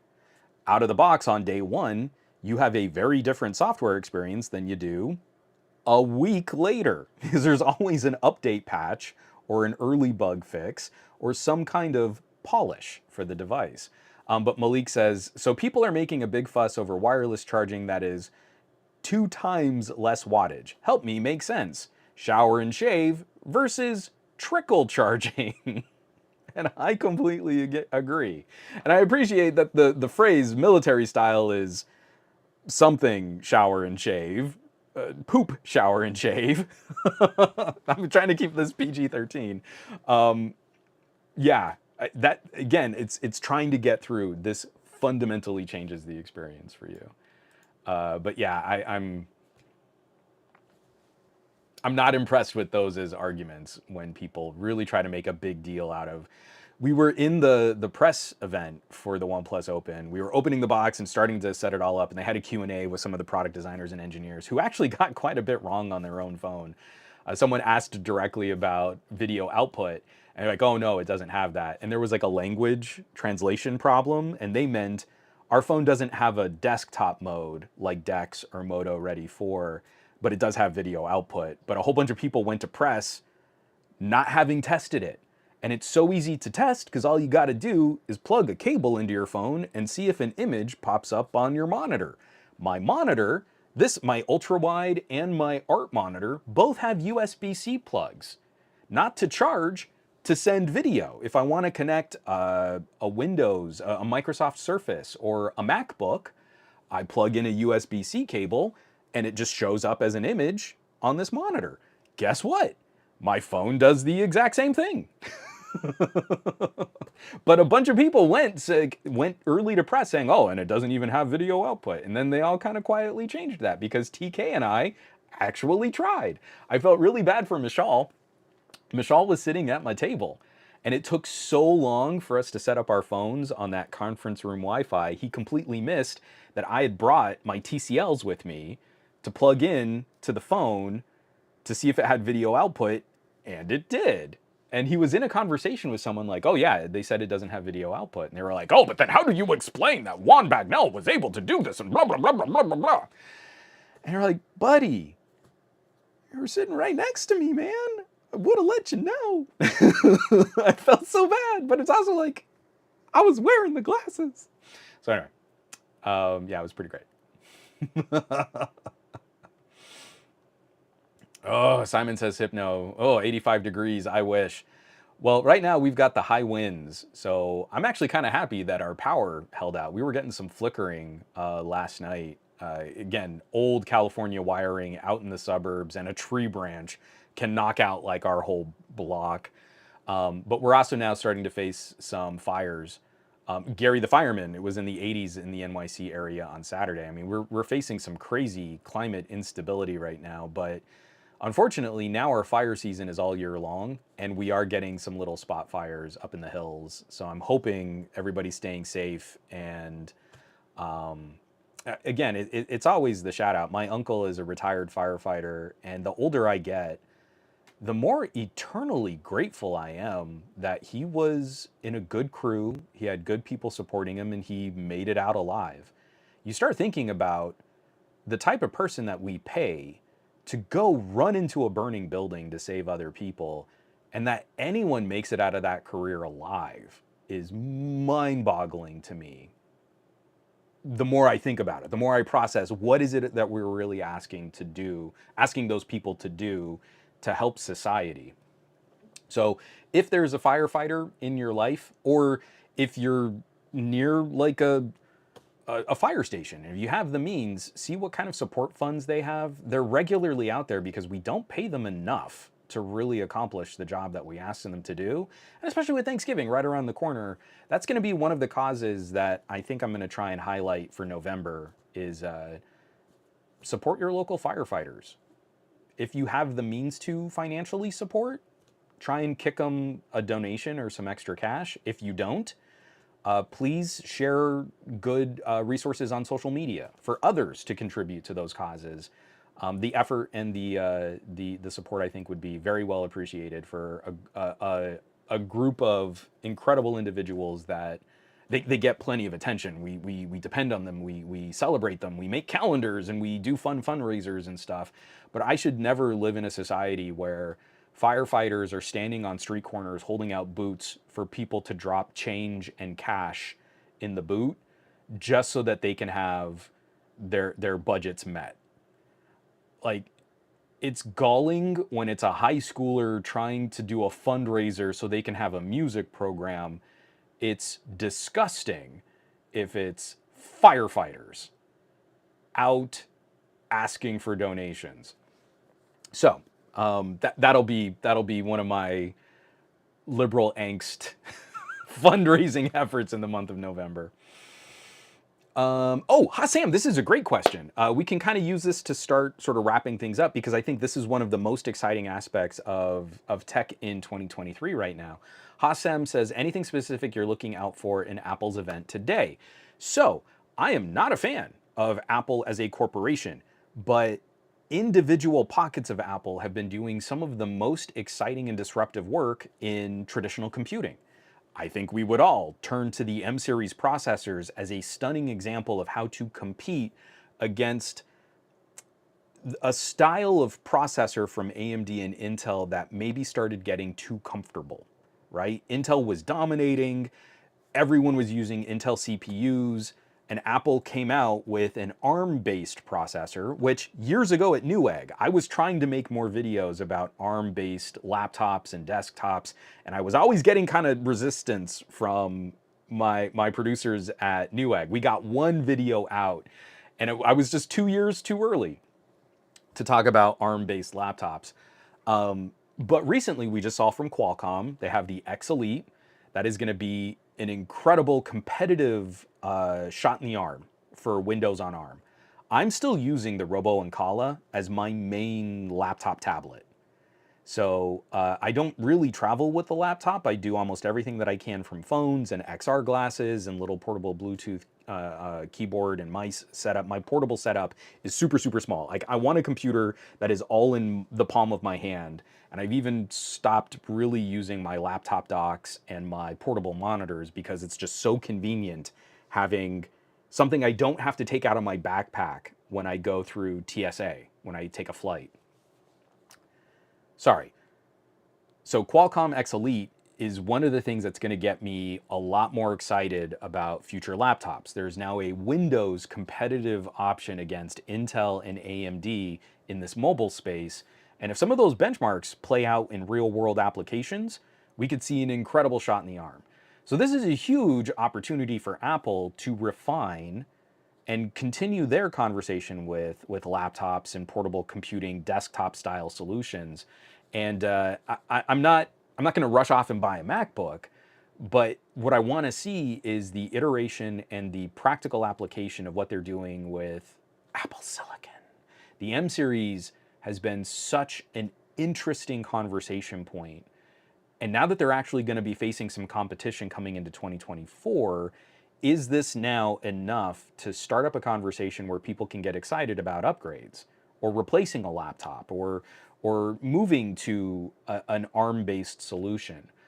I really haven't been held back much on my Robo Ancala. The thing that really is a no-go is the heavier lifting, content creation, video editing, stuff like that. Almost everything else has been great. It's a little bit slower to load a photo editing program, but I can run that Robo Ancala tablet significantly longer out in the field than I can any of my x86 laptops. Like, I've got a little Surface laptop, does not last nearly as long. And Apple has done some tremendous work in that conversation. So I'm not going to be hyping up MacBooks and Apple Silicon, and if we get M3s and all that stuff, scary fast. I don't really care to financially contribute or support Apple in any great way, but I'm always anxious to see what their engineering teams are doing, because that's what's going to drive the next phase of this conversation into 2024. It's great if we get a Windows on ARM X Elite from Qualcomm that can outpace an Apple M2 in multi-core performance and in GPU performance. Like, that makes sense to me.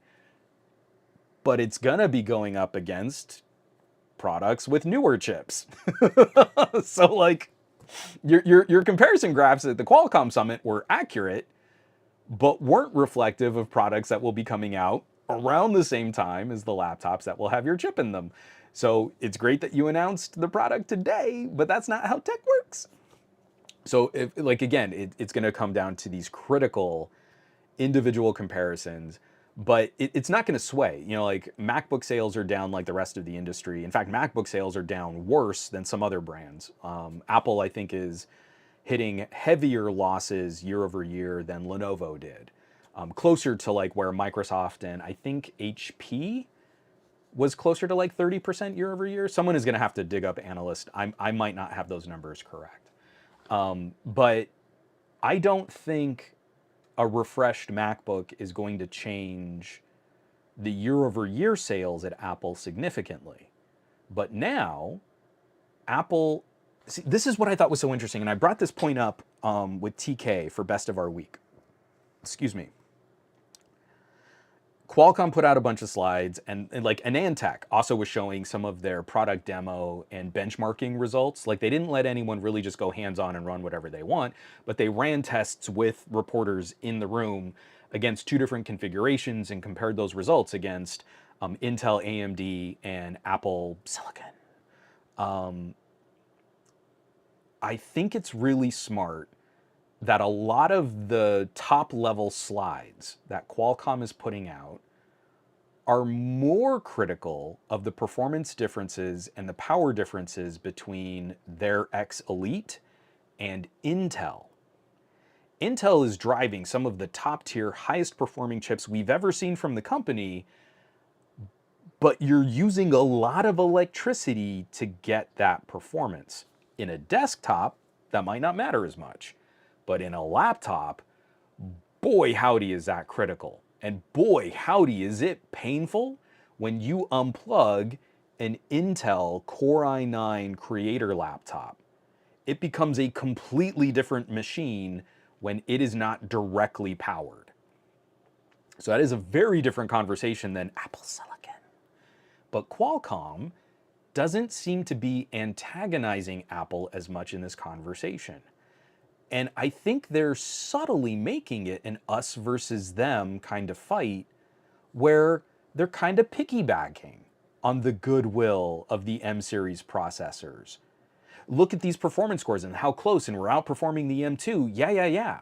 But look at how big the power savings are against Intel and AMD x86. Your laptop is going to be just as performant, but it's going to last 3 times longer out in the field. You're going to get better battery life. You're going to have better AI and machine learning hardware. You're going to have better radios for things like 5G connectivity. All this stuff has been a part of the Qualcomm bread and butter for ARM processors and phones, and we can bring all that expertise directly to your laptop. It's going to be another connected device that you just take for granted like your phone is.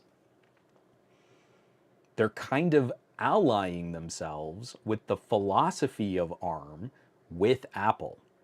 They're not directly fighting the exact same kinds of conflicts because someone who owns a MacBook isn't immediately just going to flip their MacBook because a Geekbench score was a little bit higher in Windows on ARM.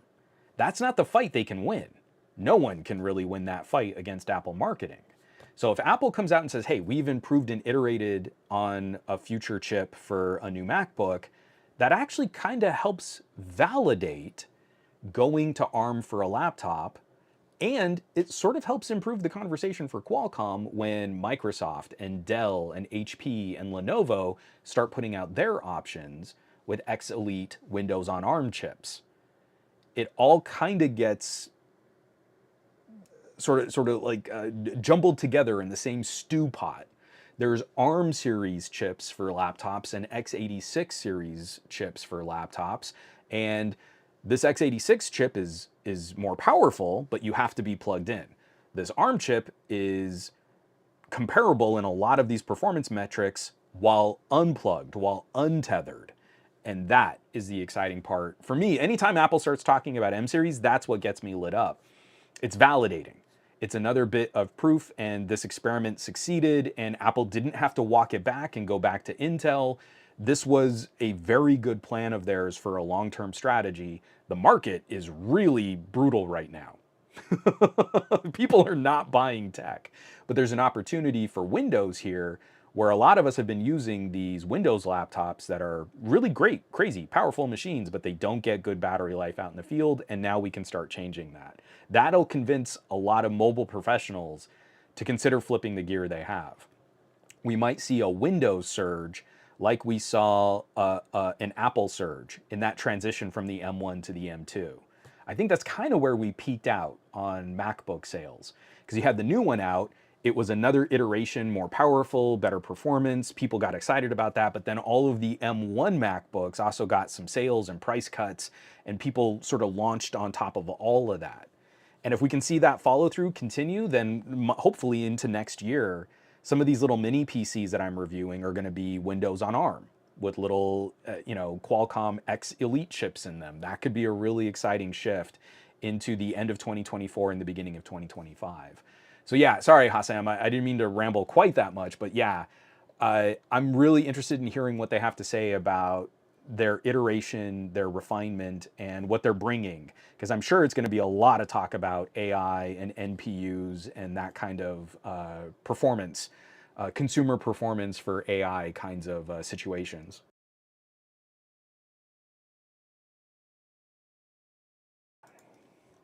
All right. So yeah, I got way behind on that last one too.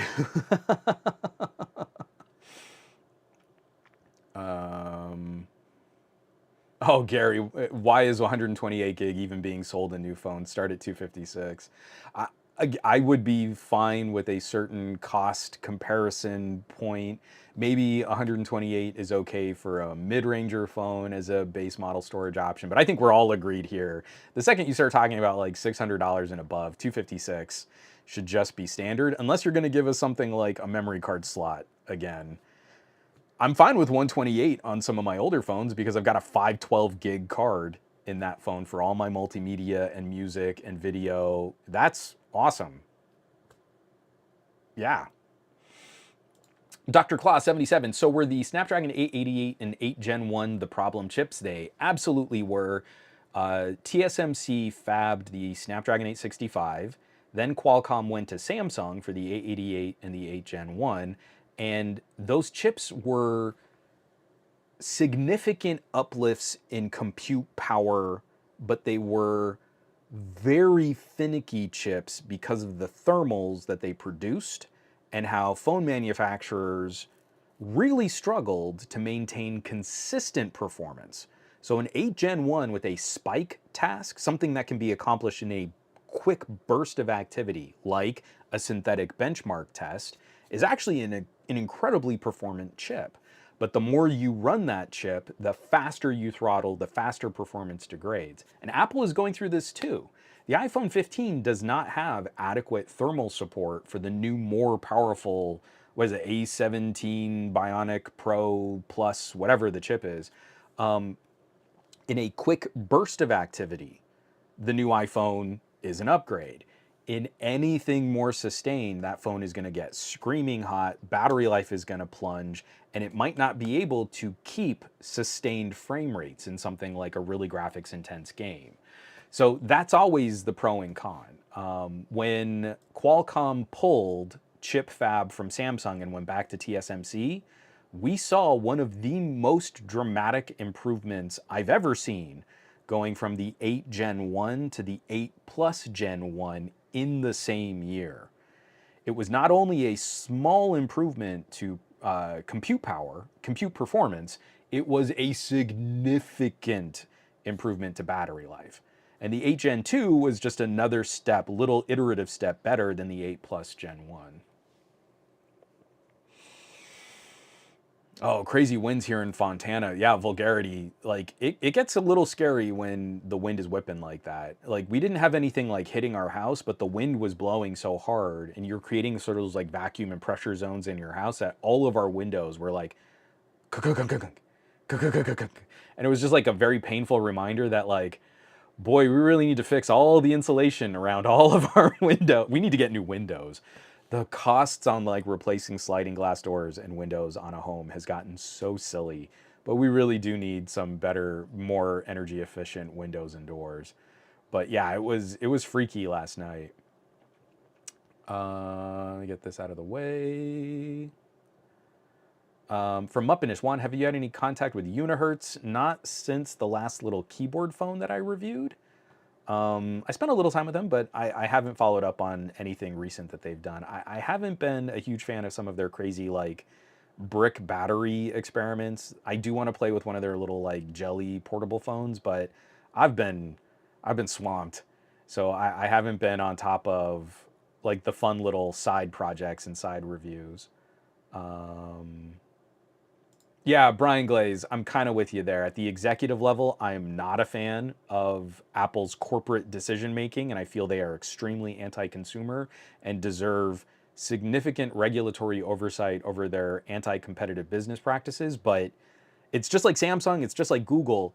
You meet some of these engineers and the people really doing like the nuts and bolts work, and they are some of the most talented and just most passionate examples of the engineers in their craft.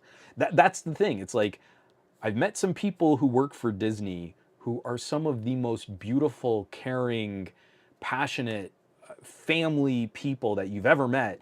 And then you look at like Disney's corporate structure and you're like, those people are kind of ghouls. Don't like them at the top. And that's why I always want to try and divide. Like we were criticizing some stuff from Google earlier. I have huge problems with Google's executive leadership and some of those decisions that are being handed down for YouTube and search and some wildly anti-competitive business practices. There's the lawsuit that they're going through over how they've been bribing companies to be the default search, $20 billion to Apple so that your iPhone defaults to Google search. Stuff like that is super scummy. Then you meet someone who's doing like audio work on Pixel Buds at the developer level in the Google hardware team, and you're like, I want to hang out with this dude all day. Let's go get beers and chat and nerd out on audio codecs because this guy is so cool. And that's the disparity that we're always going to face. It's why a company isn't one thing. It's not Mr. Google does bad things. It's a huge amorphous blob of little individual pockets of power and influence and funding. And when you really get in and you talk to some of these people, you see very clearly like these people really care and they're trying to do the absolute best work that they can under decisions being made by executive leadership that I don't have a lot of confidence in right now.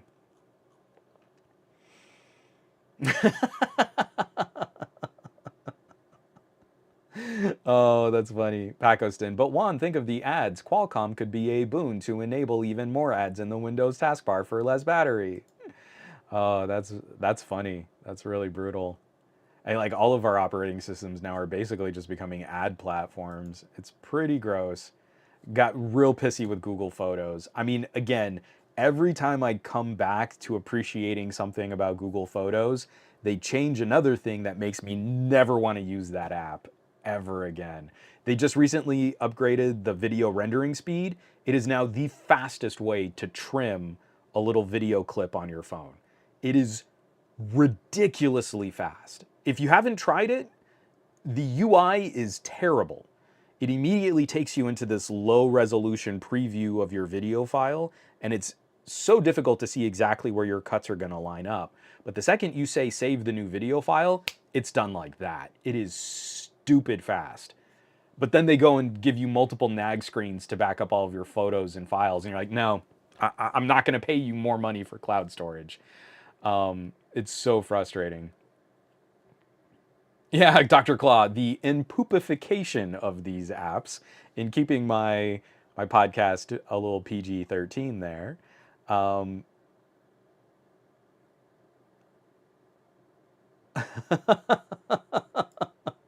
I've been working so hard at stuff like this. I probably should. Juan, have you considered using NextDNS to avoid sharing your personal information?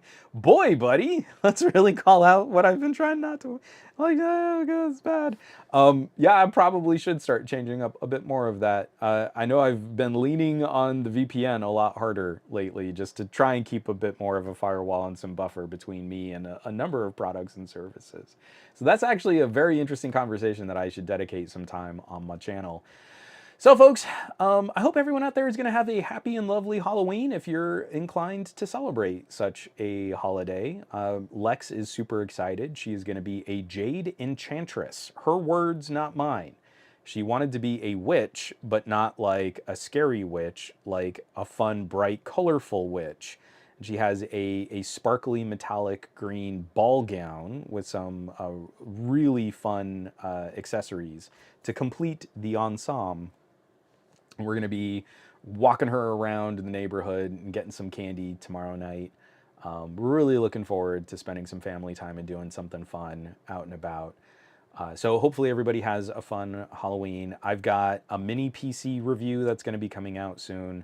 I've got some more commentary on XR glasses that I hope will be coming out soon. And then TK and I are doing the collaboration talking about folding phones.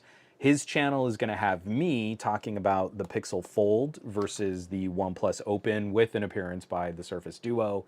And then on my channel, he's going to be showing off the OnePlus Open against the Galaxy Z Fold 5 to talk about some of those differences and his experiences using Samsung's foldable. And I'm hoping those videos will go out Wednesday or Thursday. Just some fun, casual conversation. We're not like hardcore review versus one phone's gonna be the winner or something like that, but really showcasing there is no winner. This is Wild West and it's wide open right now. So I want to thank you all for tuning in. Tomorrow should be Gadget Goddess. Barry, please let me know. Gigi's still going to be streaming tomorrow, even though it's Halloween, right? I don't know if I had that right, but I thought she said she was still going to be streaming. Wednesday, we should be seeing Easy Computer Solutions. You see my buddy Eric. I think Wednesday is also Scott Peachy, if you've been following Technically Speaking. I don't know about Ike, if Ike is going to be streaming on Thursday, but I think TK and I will be following up our collaboration. Oh, she is. So Barry says, yes, she will be streaming tomorrow. Friday, I'm not sure what LaShawn's schedule is going to be looking like, but then we also have the Nomad Tech Project and El Jefe Reviews over the weekend. There's basically really awesome tech commentary streaming every day on top of the videos and the articles that we're all writing and producing to share these conversations.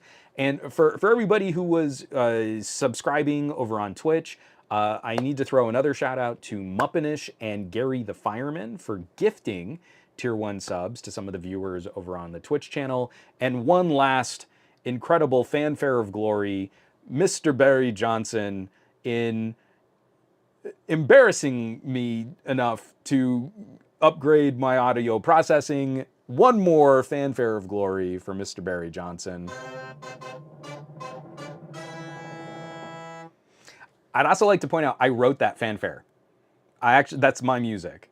That's trumpets and trombones with a timpani, all done in a terrible MIDI editing app. So that is my personal fanfare. It's not copyrighted. It's not someone else's IP.